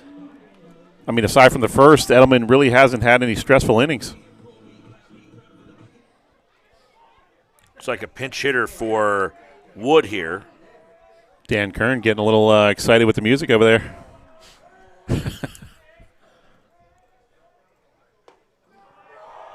Actually, Sam Wood. Yep, Sam Wood, the third baseman. You had the glass. I should have worn my glasses. It looked like a 9. Wood playing third. A little bit hard to see on these uniforms. They don't have any white border on the. I like the black Mainland uniform. The charcoal, not my style. No, No. I'm down with the charcoal. I gave it an 8 out of 10. I'd give these Cherokee uniforms. I think I'd give them a 7 out of 10. See, that's where I don't like a non-white or gray baseball pant, Right. like a black baseball pant. I think Or a ACIT had those ready to go Bishop for last year. Eustace Yeah, with the black pinstripe, like Vanderbilt. black with white pinstripes. That's not my style. No, Nah. I like the Cherokee uniforms though. I like them. I give them a 7. I give them a 7.5 with the kid at second base there with the high socks. Now I'm interested on Sunday. I like the striped socks. Mike DeChico's Apsagami Braves, who also go with the brown. But how do they pull the brown off? We'll find out Sunday. Do they go with brown or the Vegas gold? We'll see. They got Brown in there at somewhere. There's a base hit to right field, a little squirter through the right side for Sam Wood to lead things off here in the 5th. Yeah, they've kind of gone with the Vegas gold as more of the primary color for them. Yep. I think DeChico, who used to be on my staff, stole that from – I go with the Vegas gold. The Atlantic Shore Babe Ruth. That's right. You missed out on the hats last year. We had some hot hats, man. At the black. It's all about the hats these days. It's all about, the uniforms. Do you like the Mainland Kelly green with the what do you call it, the horseshoe on it that they're wearing tonight? No comment. No comment. Oh, goes the other way with it. Over to short, got one, and almost doubled them off first. A little humpback liner. Looked like Wood might have got spiked there a little bit. So a little humpback liner by Ajijian over to short for the first out of the inning. I like the color. I'm not a big fan of the horseshoe. I don't like the emblem being the part of the, you know what I mean? Yeah. I'd rather like an M. More traditional. A couple of years ago, they had like the horse Mustang on there. I'm not a fan of that. 1 year for the Atlantic Shore, we went with the devil pitchfork, and I got rid of that after 1 year. I said, no emblems. Oh, little check swing. That's going to be a tough play. Over to second, and got him. Nice play. Wow. Tough play there. Brown charging hard on the grass as Sheeran was running hard. Flashbacks of Sully in 1989 there. Whoa. So Sheeran is out over at first, moves Wood over to second. Made a play or two like that in my day. Oh, you mean at second? I thought you meant getting thrown out at first. No. Well, there's plenty of that in my career. So a runner on second turns the lineup over for Mark Elliott, and they're going to have a little chat on how to pitch Elliott here. Elliott 0 for 2. He's grounded to short and grounded to second. The center fielder for the Mustangs. Feels like for the last 10 years. Now Mark Elliott. Chase Petty waits on deck.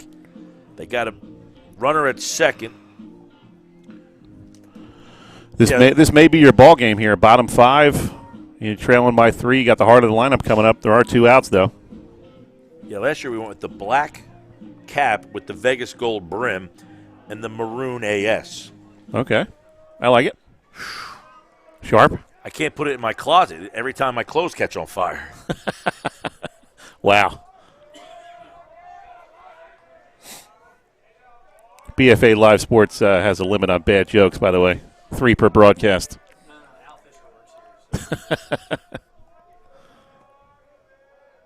Wood takes the lead off second. Elliott check swing. Ball gets through. Wood's not going to try Schooley again. No. Schooley, that's a big play in this game. He erased, they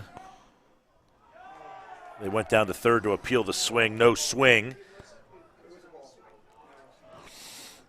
That was a big throw out, though, because nobody on to lead off the inning. They erased a no-out base runner. Mm-hmm. Now you got 2 outs here in the 5th. Defense playing Elliott straight away. Second baseman back on the grass. The pitch from Edelman. And that ball is hit the other way. That is tagged. Deep to left. That's going to be off extra the base bases. of the wall. Elliott to second. Wood comes around to score, and it's 4-2 on an RBI double from Mark Elliott, an opposite field variety. I was actually just going to say, Mike, he needs to get the ball in the air this at-bat. He's been hitting hard in his previous at-bats, but hitting ground balls. Put a heck of a swing on that one. RBI double for Elliott makes it 4-2, and here comes Chase Petty with a chance to tie this game up, or at least make it a 1-run game. Petty's 0 for 2, grounded to short, popped to first. And the pitch way outside. Schooley has to go stabbing that one out of the catcher's box. Runner on second is Elliott. 2 away here in the 5th. Another run here would make this a really interesting game and see what Cherokee has in the bullpen. No bullpen action as of yet. Pitch is over for a called strike. So 1-1 on Chase Petty. Earlier, he pitched on Tuesday, 13 strikeouts, 1 hit. Hit 100 plus on a few pitches. That's becoming routine for him. Right. Now he skies one high. Never know. Tough time of night. Cheeseman Woo. falls to the ground but brings it in, and they end the inning getting a run for Mainland. 4-2 the score. Cherokee leads. We head to the top of the 6th here on BFA Sports. I wanted the arcade customers to get the best possible deal, so I hired Sean Brady. The MMA fighter? That's the most I can give you for your trade. If I was crazy, I'll give you more, of course. New 2021 Select models with 0% financing for 63 months, and you get RK coverage. That's ding, tire, wheel, and windshield repair. No charge. At RK, The customer is always right. RK Subaru of Mainland.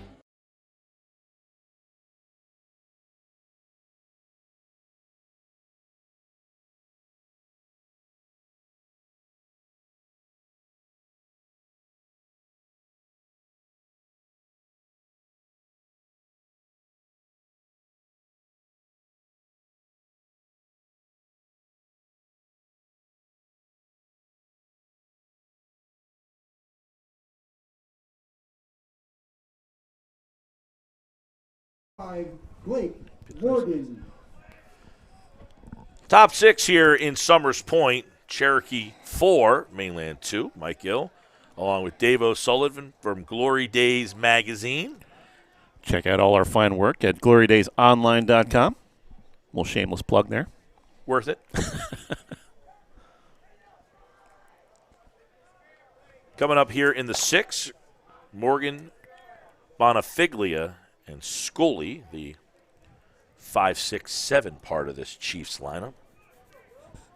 Morgan, the first baseman who made that catch to end the 5th inning, fouls one back. 0 for 2, actually 0 for 1 with a fielder's choice. Will Hoover in his 2nd inning of relief. It's a big inning for him. You got to keep it where it's at. Give his offense one more chance to come back and maybe tie this game in the 6th or 7th. The lefty floats a deuce in there. A little high. Tantalizing. Morgan, a little smile there. He thought about pulling the trigger on that one. Lefty-lefty matchup. Hoover. That one's fouled down the third base side, out of play. Good crowd on hand here. That Mainland will bring up Levin, Campbell, and Sands in the bottom half of the 6th. So Hoover's got to keep it here. Hoover, I believe it's a sophomore. And that pitch is fouled back and out of play. Not overpowering stuff, but he's spotting it well, throwing a nice little curveball in there, keeping these guys off balance. He's actually a junior, Will Hoover. The time goes flying. Is he by, junior man. already? Yeah, wow. Man. Time goes flying. Well, you get caught. You know, you're trying to count back when they're 13 when we coach them, and then sometimes they get to school early or late, depending on their birthday.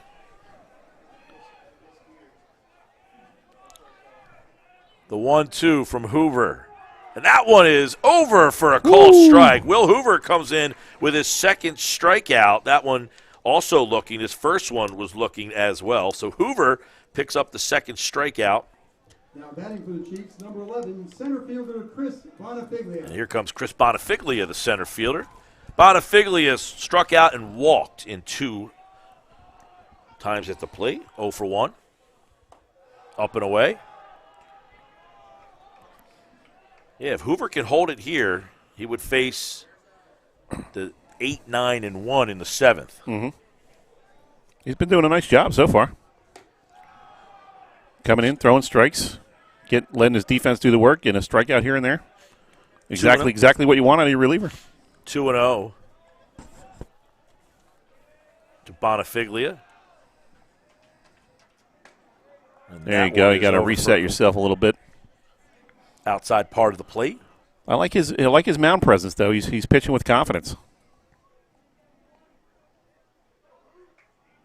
2-1 from Hoover. That one's just up and away. Preparation breeds confidence, Mike. Well, if you're prepared, you're confident. In the early stages, first week of the season for a lot of these, some of these guys hadn't, pitched in a high school game yet. That's true. But, I mean, these days, these kids are pitching all year long and doing a lot of stuff in the offseason, so their mechanics, their motions should be a lot of muscle memory at this point. Fastball over in a swing. It's not like it was, when I was in high school, you played your summer league and the coach said, okay, see you in March. Right. It's not like that anymore. Swing and a miss, and he got him, so he comes back from 3-1 and gets a swinging strikeout for the second out of the inning.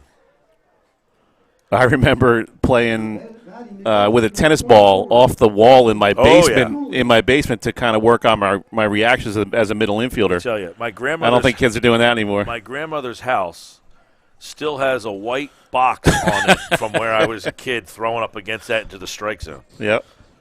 The one difference that you will say is playing in a high school baseball game, it's a different feel from playing in, a weekend tournament or, Well, I saw a great thing. I think it was on Twitter. Somebody posted that a longtime coach said he's never seen a kid cry when he takes off a travel uniform. Right. But they're shedding some tears when they take off that high school jersey for the last time. Well, it means something playing for your school and your town. Well, a lot of it is in a high school situation, or even what we do in the Babe Ruth, the finality of a tournament. When right. You lose a tournament, and then that's it. A lot of times you play a game, and then next weekend I'll go to another tournament, whether I win or lose. And that's something that we found was difficult as 13-year-old Babe Ruth coaches, was to get these guys to understand that if you lose this tournament, there's no more, because they're so used to another tournament next weekend. There's tournaments every weekend for their lives. Which has changed the mentality a lot is, if I lose this tournament, I'll play in another tournament next weekend. Right. But that's where it's different with, when you're playing in a high school game is, these games matter, wins and losses matter. The local media is not covering travel teams when you go to upstate New York for a weekend, You're not getting in the local paper, you're not getting on the local radio station, that kind of thing. 2 outs here in the 6th. 2 balls and a strike. Hoover, as Schooley fouls one off. That said, it's a tremendous opportunity to get those extra games that people. Oh, without a doubt, sure. I mean, when I was in high school, you played 22 high school games and maybe 15 in the summer league. So you're talking, less than 40 games a year. Right. Nowadays, some of these kids are playing 80, 90 games a year. Which is noticeable from the talent that has been coming from the area. Yeah, without a doubt. The 2-2 from Hoover, 2 outs. Here's the pitch. And that one is belted foul down the third base side. Wood runs out of room. The Ocean City team is still hanging around. You ever go to a game down in Fifth and Baltimore? When the guy catches the foul ball, the PA guy will say, sign that man a contract.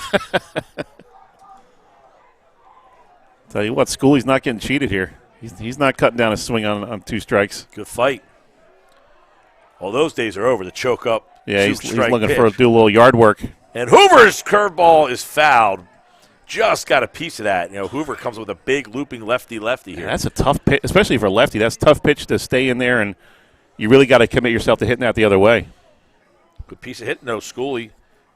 He's looking to launch. He's looking for something inside he can launch. Just beats that one foul. Here's Hoover's 2-2. Oh. Curveball doesn't break enough. Stayed up a little. Yeah, gone are the days, Sully, of the, 2 strikes, choke up, put it in play, right. Punch one over the second baseman's head. Those guys don't get paid, man. Slap hitters don't get paid. Tony Gwynn doesn't have a spot on a roster anymore. Got him looking. That was a great pitch. And Schooley knew it, and he strikes out the side.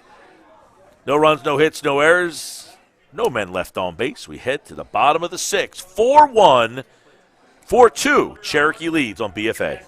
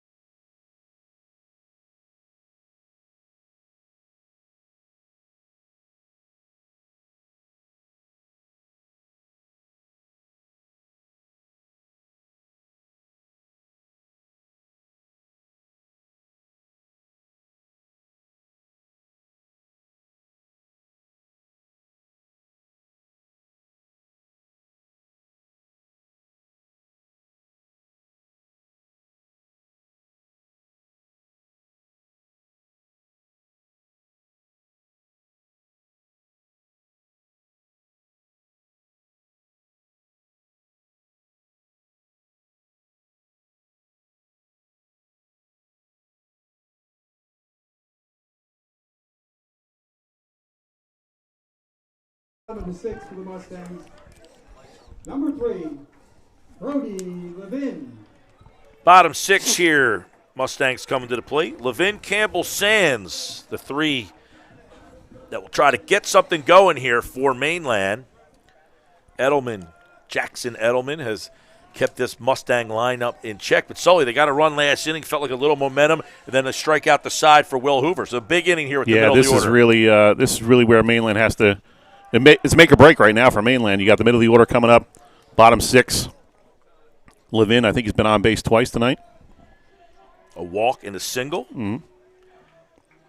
See that? The memory's not going just yet. Give it a day.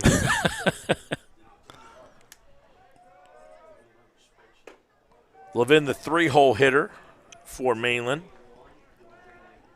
Yeah, he got a single and then tried to advance on a ball that was in the dirt, and Schooley threw him out. It was a big play in this game. Levin fouls one back and out of play. First look at Edelman in his career for me, Mike, and I'm impressed with this kid. Throwing a lot of strikes. Edelman's heading to Franklin and Marshall, 5'11", 175-pounder. Yeah, not a big kid, but throws the ball hard. Ooh, the old Uncle Charlie over for a called strike. A little wrinkle. Hey, you can throw that thing over for strikes. Now you got Levin up there really guessing. He's actually choking up. And that one's upstairs. Didn't get the same break on that. Such a good hitter, though. So patient. Even with 2 strikes, he's going to look for a pitch. He can still put up the middle and put a good stick on it. This is the kind of park, too, that you could turn on one. 309 down the line. So Edelman's got to be careful if he comes with a fastball here. Levin. It's actually this is a kind of weird stadium where it's actually easier to hit it out in the gaps. And that one is sky high, foul, backing out of play. For whatever reason, the alleyways here are just easier to hit the ball out of, I think. Yeah, down the line 309, but it doesn't really jet out all that deep into the gaps.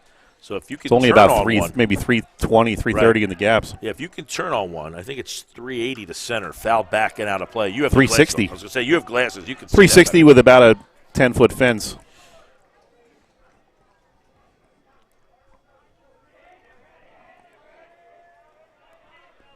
Two balls, 2 strikes. Edelman toes the rubber.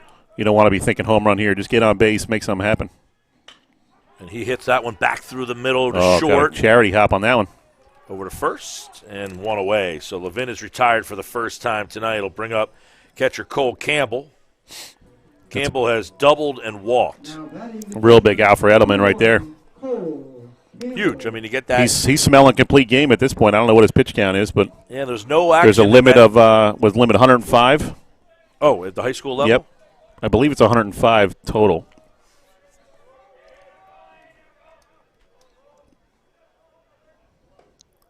He's cruising along. No bullpen action for the Chiefs. That rule was not in effect when Mainland won its state championship because they played Moorestown in the, I guess it was the Group 3 semis. And the kid from Moorestown threw 169 pitches. I do remember that. Went 9 innings. I think he let up 2 hits, and Mainland beat him 2-1. They scored 2 runs on walks, stolen bases, and I believe errors or passed balls. Ball in the dirt. Campbell. It's a big inning for Mainland here, down 4-2. The heart of their lineup is up here in the 6th. They'll have Campbell and Sands 4-5. So they got to try to get something going here in the 6th. Yep. And that ball is hit down the third base side. Eaten up. Toss a diamond high and away, and Campbell's going to run out to second base. Over to the throw. Morgan's throw is late, and Campbell gets in on an error. Man, he just rushed the throw and went sailing on him. Yeah, that might be the break Mainland's been looking for. So at E5. The right fielder, number 22. Now you got a little something going. Cheeseman, we had plenty of time, and he just kind of sailed on him there, and they're going to come out and talk to Edelman. That's the thing with this field. You hit the ball on the ground, good things happen. Especially in April. Mm-hmm. A lot of these fields haven't had games. Yeah, the grass hasn't really grown a lot yet. And that's going to be it for Edelman. So a great job by Edelman. Real nice outing. I was impressed. That's going to be a nice pickup for Franklin and Marshall. Looks like Christian Park is going to come in and take over from. Christian Park. So we'll get the line on Edelman. Park will take his warm-ups. We'll have that coming back here on BFA Sports.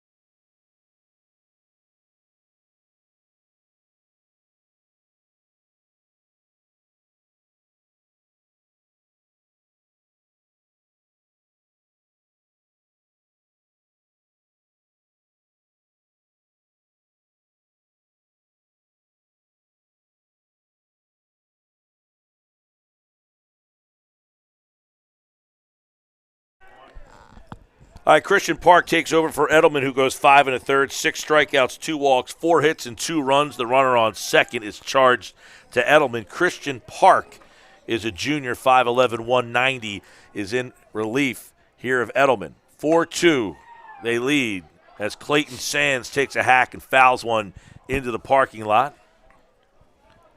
So Mainland with a runner on second here and 1 out in the 6th. Campbell reached on a throwing error by Cheeseman. Giving him a lot of room there on the right side. If you could just poke one through there, you get yourself a run. Park's pitch is down through the legs. Schooley can't get over it, and Campbell advances over to third. So a runner on third with 1 out, and Mainland has to get this one home here. It almost looked like he thought that was going to hit the dirt, and it didn't. That was a strange kind of reaction from the catcher. Yeah, he went down to try to get over top of it. You're right, And it almost like went through the 5-hole, right? like a hockey goalie sort of. Yeah, he thought that was going to bounce up, and he tried to get his chest over top of it. Yep. Park steps off. I think the spin of that pitch fooled him a little bit, and the way it was going to hit the dirt. I could be wrong. I never saw anybody warming up down there. Now I can't really. It's a little dark down that side. Yep. Pitch from Park is a little high. And I'm imagining if he was warming up, he probably wasn't in that batting cage because it's dark, so you would have seen him down the right field line. I don't know. Park's pitch hit to the right side, and Sully calls it. They have him a little gap. I should be a baseball coach. And a base hit for Clayton Sands. An RBI single makes it 4-3, and that brings up Sharp. Now batting the second baseman, number 5, Luke Sharp. Thank you, Mr. Sands, for making me look good there.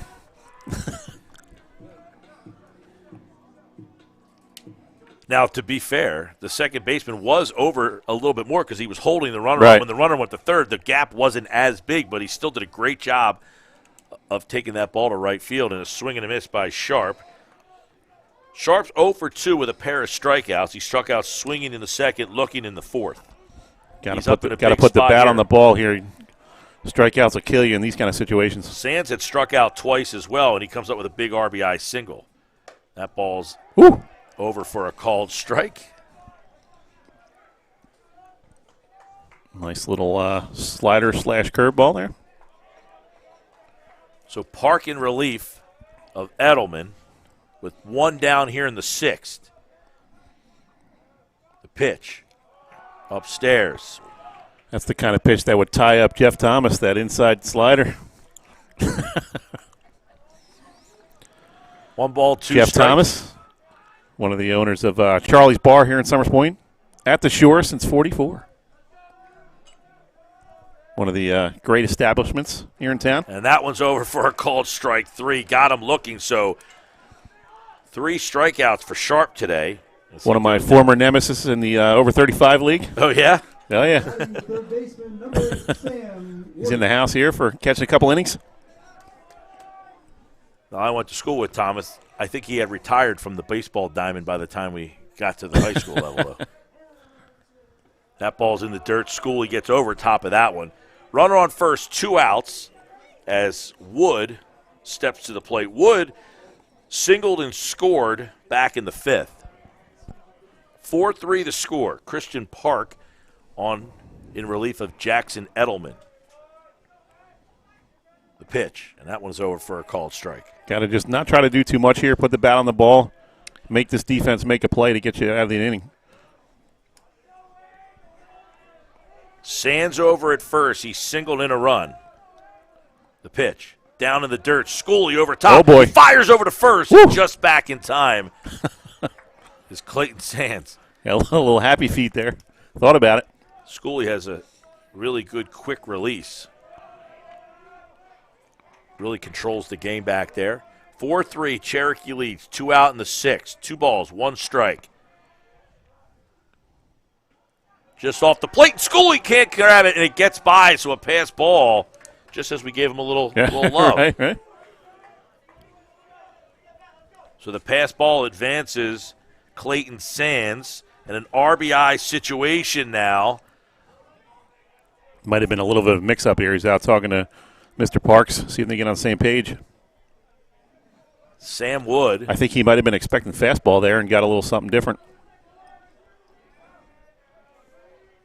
So Park. Here you go, tying run in scoring position with 2 outs. So anything into the outfield on the ground will get him in, theoretically. Yes, Sands runs well on second.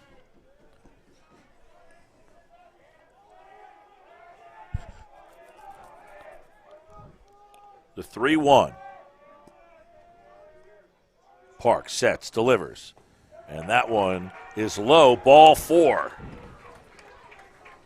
So Wood is a 2-out base runner. Runners Great at at bat first by and second. Wood, just because now you turn the lineup over, you get actually, no, we're down the lineup here. Alex Agigan, the 8-hole hitter, is up. Struck out and popped to short. The left-handed swinging Agigan. Hit one to shortstop last time. He needs to get something into the outfield. Do a little shopping at the gap. Outside, ball 1. Great approach. Be patient. Make him come to you. Tying run on second is Sands. The lead runs over on first. That's Wood. Agigian's at the plate. Up and away. Sheeran waits on deck. Now get put a little pressure on the pitcher here. No action in the Cherokee bullpen that we could see anyway. Maybe they're down below in the clubhouse. The 2-0. Upstairs. 3-0. Mainland dugout coming to life a little bit.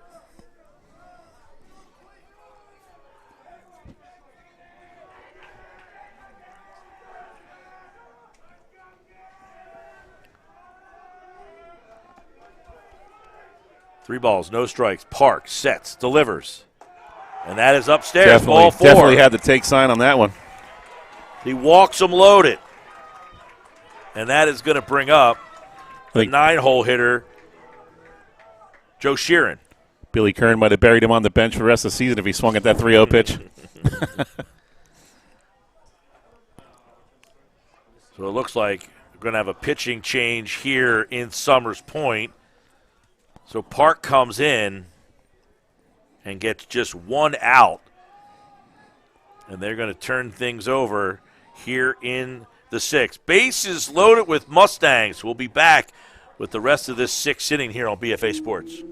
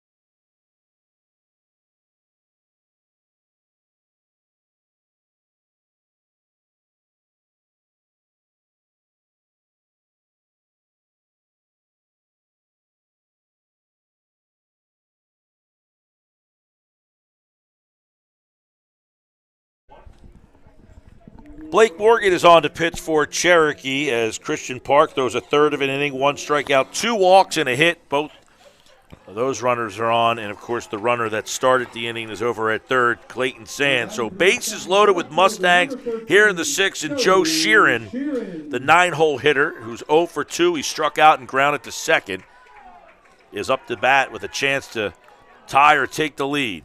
Morgan, the left-hander, and the first pitch is off the plate.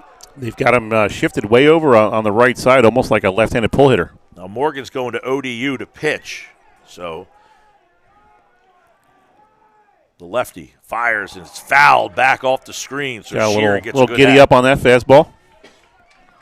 Good swing by Sheeran. Nice smooth delivery out of this young man. He's throwing hard with ease. 4-3 Cherokee leads. Bottom 6. Bases loaded. 2 outs. Joe Sheeran. The pitch. And he boy, down the left field line. And it is off the wall. He dropped it. Runners are coming around. And Sheeran clears the bases. Wow. A RBI base clearing double for Joe Sheeran. And Mainland takes a 6-4 lead. Almost a tremendous catch out there in left field, slamming up against the wall. Yeah, you heard the thump of him running. I think, Sully, that he had it, and he ran into the wall and lost it. I mean, that one just kept going. The left fielder went back, which was Wiener. His coach is out to talk to him to make sure that he's okay because he just hammered into the wall. But Wiener looked like he had it, and when he collided with the wall, I think he dropped it. It was almost like who was the guy on the Phillies years ago? Aaron Rowan. Aaron Rowan. A little reminiscent of that. I mean, he hit that wall hard. So Sheeran, and normally it's a chain link fence out there, but you have those advertising signs that are just sheets of plywood. He thumped into the plywood, and I think that's what forced the dislodging of the ball. He initially did have the catch. Oh, he made a nice play on it. He did. And Sheeran, give him credit. He put one. He gave it a ride. Yeah. And, of course, with 2 outs, Sully, everybody's moving on the play. Yep. Now batting for the Mustangs, the center fielder, number 23, Mark Elliott. How good does that feel, too? You're 0 for 2 as the 9-hole hitter, and you come through big when your team needs it. So Mainland down 4-1. They now take a 6-4 lead. And here's the top of the order, Elliott. And by the way, you got a kid pitching, going D1, and Blake Morgan coming in to face the 9-hole hitter, Sheeran. On paper seems like a mismatch, but Joe put a charge into one. Ball through, Scully, and Sheeran advances up to third. So 60 feet away is run number 7. What did we say earlier? I think it was second inning. The bottom of the lineup had to come through with something in this game. And talk about something. 3 runs. That was a whole lot of something. 3 runs generated from 7, 8, 9 in the last 2 innings. Here's Elliott. Swing and a miss. He is doubled and grounded out twice. Petty waits on deck. See if there's any bullpen action for Mainland, or is Hoover going to get back out there? He struck out the side in 6th. If it ain't broke, don't fix it, right? He's been mowing them down the last 2 innings. Fouled into the Cherokee dugout direction. Just a really fun baseball game, Mike. 2 really solid programs going at it, and that's what you're going to see in this kind of tournament. The baseball starts tomorrow morning at 9 over at the high school on New Road in Linwood. Inside on Elliott. How about that 2 o'clock matchup on Sunday? St. Augustine Prep versus Gloucester Catholic. That's always one of the great matchups of this showcase. This year we also have Delsey and Lenape going at it. Millville, and I believe they're playing Cherry Hill East. A couple of solid Group 4 programs. Pitch outside. I mean, this is no slouch, this showcase. No. You're seeing some really good teams. In the game on Sunday,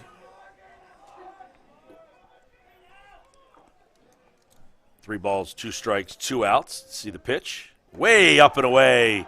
Down to third, snap throw trying to get Sheeran as Elliott draws a walk, so it's first and third. On Sunday, one of the better teams that no one really mentions is Kingsway, and they're going to play Hamilton, and that very good squad. Kingsway team is very good, and of course an inter-district rival, Cedar Creek, Apsagami. That's the early Sunday game as well. So a lot of good ones. If you can't get out to a game and you want to watch, we have them on BFA every single game, starting at 9 a.m. Saturday and Sunday. 11:32 and 4:30 are the times. AC Bridgeton tomorrow, Holy Spirit, Don Bosco Prep, Lenape and Delsey, Cherry Hill East and Millville. That's the Saturday. And on Sunday, it's Cedar Creek, Apsagami, Hamilton, Kingsway, St. Augustine, Gloucester Catholic, Clearview, and Washington Township is the final game of the tournament. Talk about some uniform swag in that game. There you go. Clearview and Township. I want a full write-up on the unis. Well, last year was no baseball, but the year before, Washington Township had the charcoal grays with the red and royal blue. Chase Petty, runner at first and third. Petty with the players though weren't a big fan of them. I guess the material they were made out of was kind of more reminiscent of the old wool style, so they would get a little bit hot in those uniforms. Elliott at first, he's got great speed. And Petty takes a hack and fouls one away. Definitely some better swings out of Petty in this at-bat. Looks like you see the ball a little better. You wonder with a left-handed pitcher if Elliott is just going to kind of hang there with 2 outs. Now, these are the pair number 2 of his 6-cleat repertoire. Talking to him before the game a little bit. He's got 6 pairs of cleats for this season. Swing and a miss. As Petty goes down swinging on a pitch way out of the zone. But the damage is done. 4 runs in for the Mustangs. They lead it 6-4. Cherokee's last licks coming up next on BFA Sports.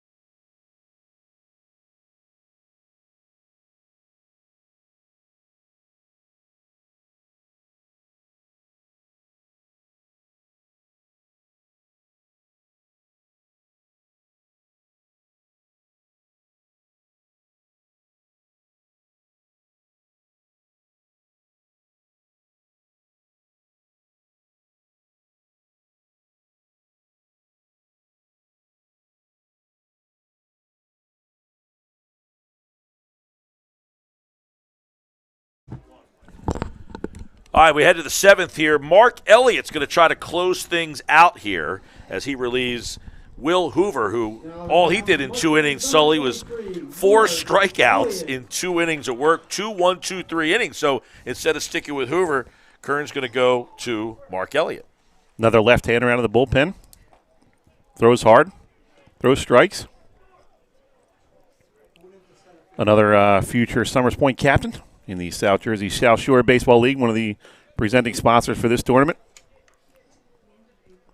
Yeah, Elliott's a kid, and it's funny. I was just saying I had Elliott, and the staff we had was Finnegan, Noonan, and Elliott. Pretty good staff. All those guys are going to college to pitch and known for pitching. But in the big games, Mark Elliott is the guy that you want on the mound. I can vouch for that. Yeah. And that's why he's closing in this situation here in the 7th inning.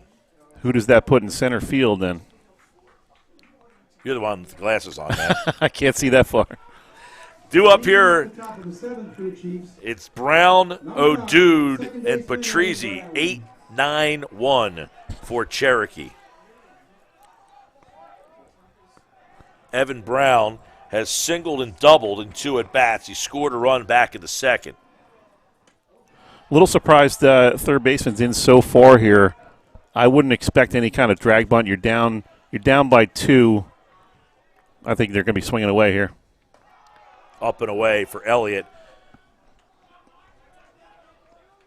Woods up on the grass, about 2 steps in on the grass over at third. I think I'd be about 4 or 5 steps back on the dirt, kind of cut off that angle a little bit. Elliott's pitch gets one over for a called strike. So Elliott in relief of Hoover through 2 strong innings. Kind of a no-nonsense motion. He just kind of right at you. Oh, yeah. Give me the ball, and here it comes. Elliott pitches laced into center, softly, I should say, to center, and it just falls in for a little kind of got that one off the end of the bat a little bit. Yeah, just kind of blooped it in there in front of the center and left fielder. So Brown starts things off again as Brown is 3 for 3.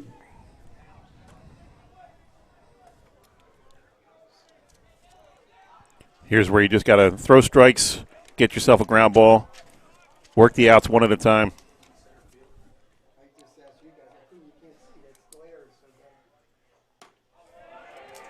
So O'Dude, the DH, takes a called first strike. Brown over at first. Dylan O'Dude. One of the great names of South Jersey baseball. Called strike 2. So now Elliott's starting to find that Starting groove. in a groove, yep. Yeah, once he gets in that groove, it's just give me the ball, here we go. Top 7, Mark Elliott trying to close things out for Will Hoover. Ball is hit to center field, back, and it falls. Into the gap, falls, and stopping at third is Brown. And just like that, 2 on and nobody out as a double for the 9-hole hitter O'Dude, and that brings up the top of the order. The leadoff hitter, number 1, shortstop Dom Patrizzi. Got Brody Levin out there in center field. Tried to track that down, couldn't quite come up with it. Now you're in a little bit of a pickle here. Yeah, I apologize. Elliott's pitching, so I'm not sure who's out in center, but that's Brody Levin. The ball finds the new guy who moves out there. So Levin's in the starting pitcher Levin is out there in center field. So Petty's at short. Sharp's at second. Levin's out in center. Sands in right. Sheeran in left. Elliott kicks, delivers, and he's upstairs. So the tying run is on second base with nobody out here in the 7th. Little surprised they're back in the infield, at least in the middle infield. Looks like they're willing to give up a run for an out. Up on the corners. That one is down 3-0.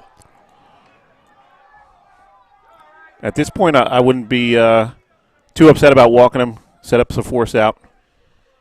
See if you can get something to where you can get a double play. Wiener's on deck 0 for 3 with a strikeout. Elliott kicks and delivers. And that one's way outside, so he walks. The bases are now loaded with nobody out here in the 7th. A little bit of a jam. Now batting number 8, left fielder. And here comes Billy Kern. Wiener. Or Mike Edwards looks like going to walk out there and take And it. how about this for a chance of redemption? Wiener was the left fielder who had that ball knocked out of his glove when he crashed into the wall to let up the go-ahead runs.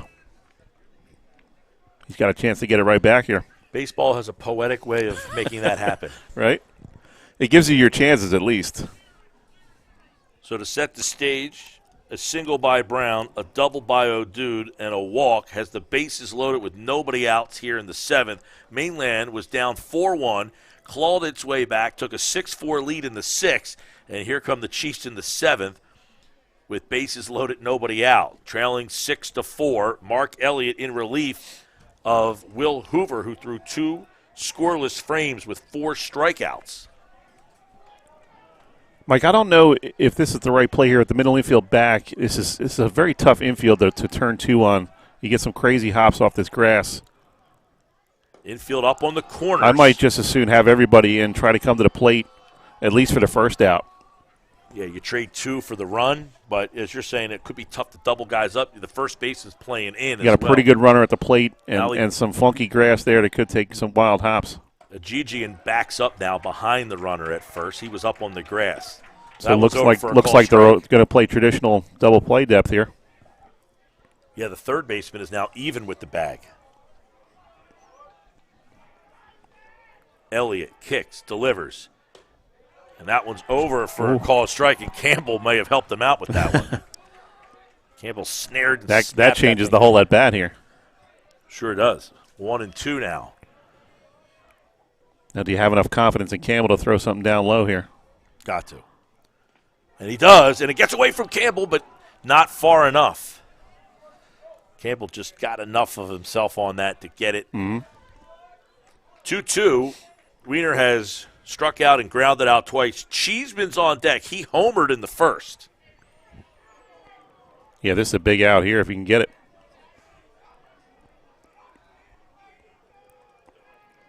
The pitch. At this point, you're looking for the strikeout. Little outside. 3-2. With nobody out here in the seventh. Got to watch a line drive if you're on the bases.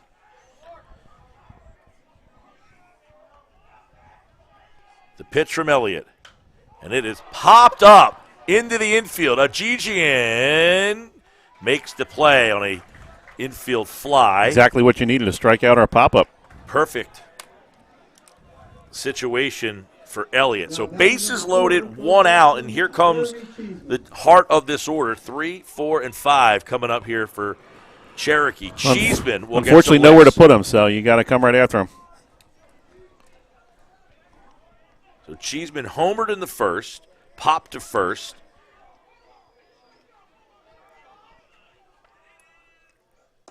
Ball high. 1-0. Cheeseman, a left-handed swinger against a left-handed throwing Elliott. Kid just a really solid hitter, has a nice approach at the plate, knows what he's looking for. Upstairs, up and in, 2-0. So Elliott trying to get out of this jam. A single, a double, and a walk has the bases loaded.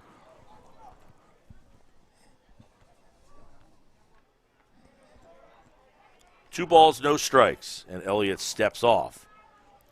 Elliott's been in big game after big game growing up through his career, but he finds the bases loaded here in the seventh. Elliott kicks, delivers, and that one is over for a called strike, and Campbell fires down to first. Not a bad idea. You better make sure that first baseman's not snoozing.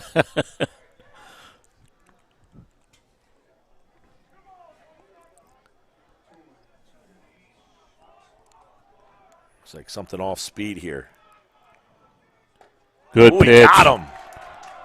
And he fired, put a little extra on that one. Runs the count to 2-2. Interesting decision here. Do you go off speed, try to get him to chase?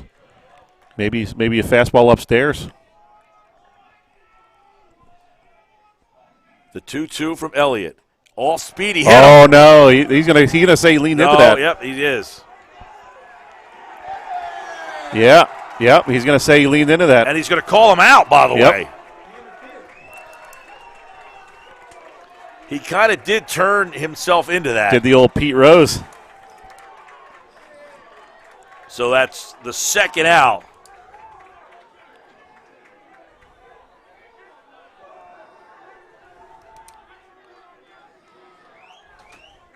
That's huge. So Matt Lawler, the home plate umpire, is going to say that the batter, Cheeseman. And he kind of did. He kind of turned into the pitch. I know technically you don't have to get out of the way of a curveball, but you can't lean that elbow over the plate.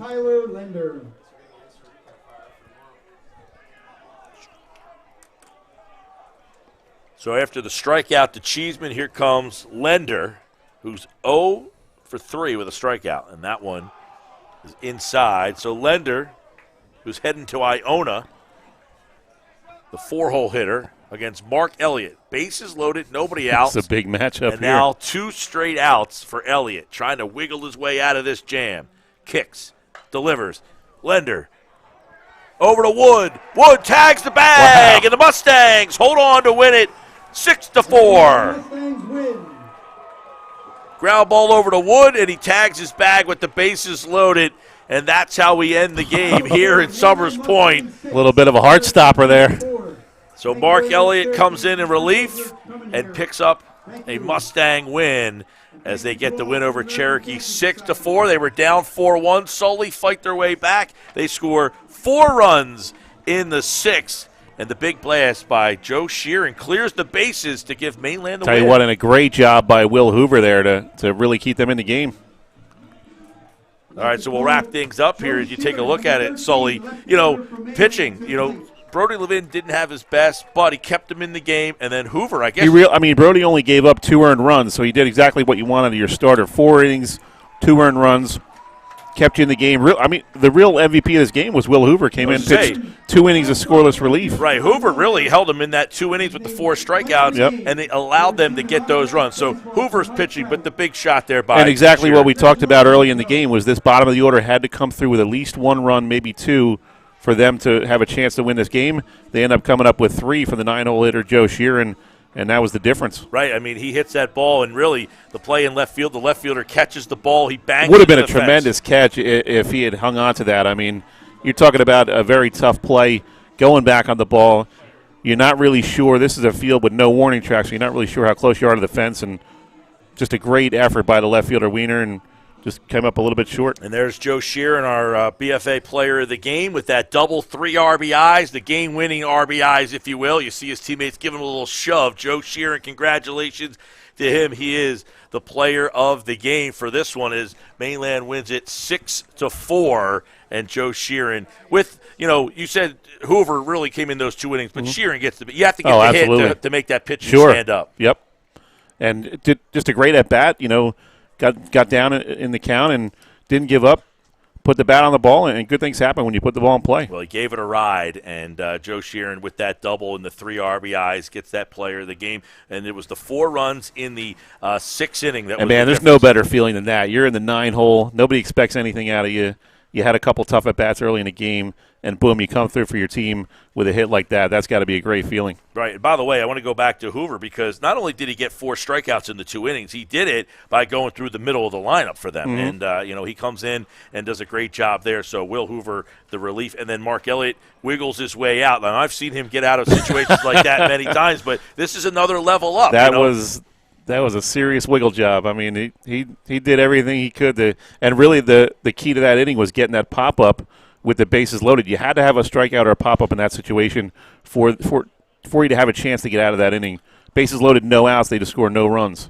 All right, tomorrow morning, back at it, 9 a.m., over at the high school. If you can get out to a game, come on out and support. And, of course, if you can't make it, you can watch the game on your phone, your laptop, your smart television. We'll have every game of the tournament here on BFA Sports. All right, for the entire crew, where's Charles out in the outfield on the camera, getting that big hit up against the wall? Great job by the camera guys and everybody here. I think Missy did the best job, though, tonight. She is A-team material. Promote her up. Dave O'Sullivan.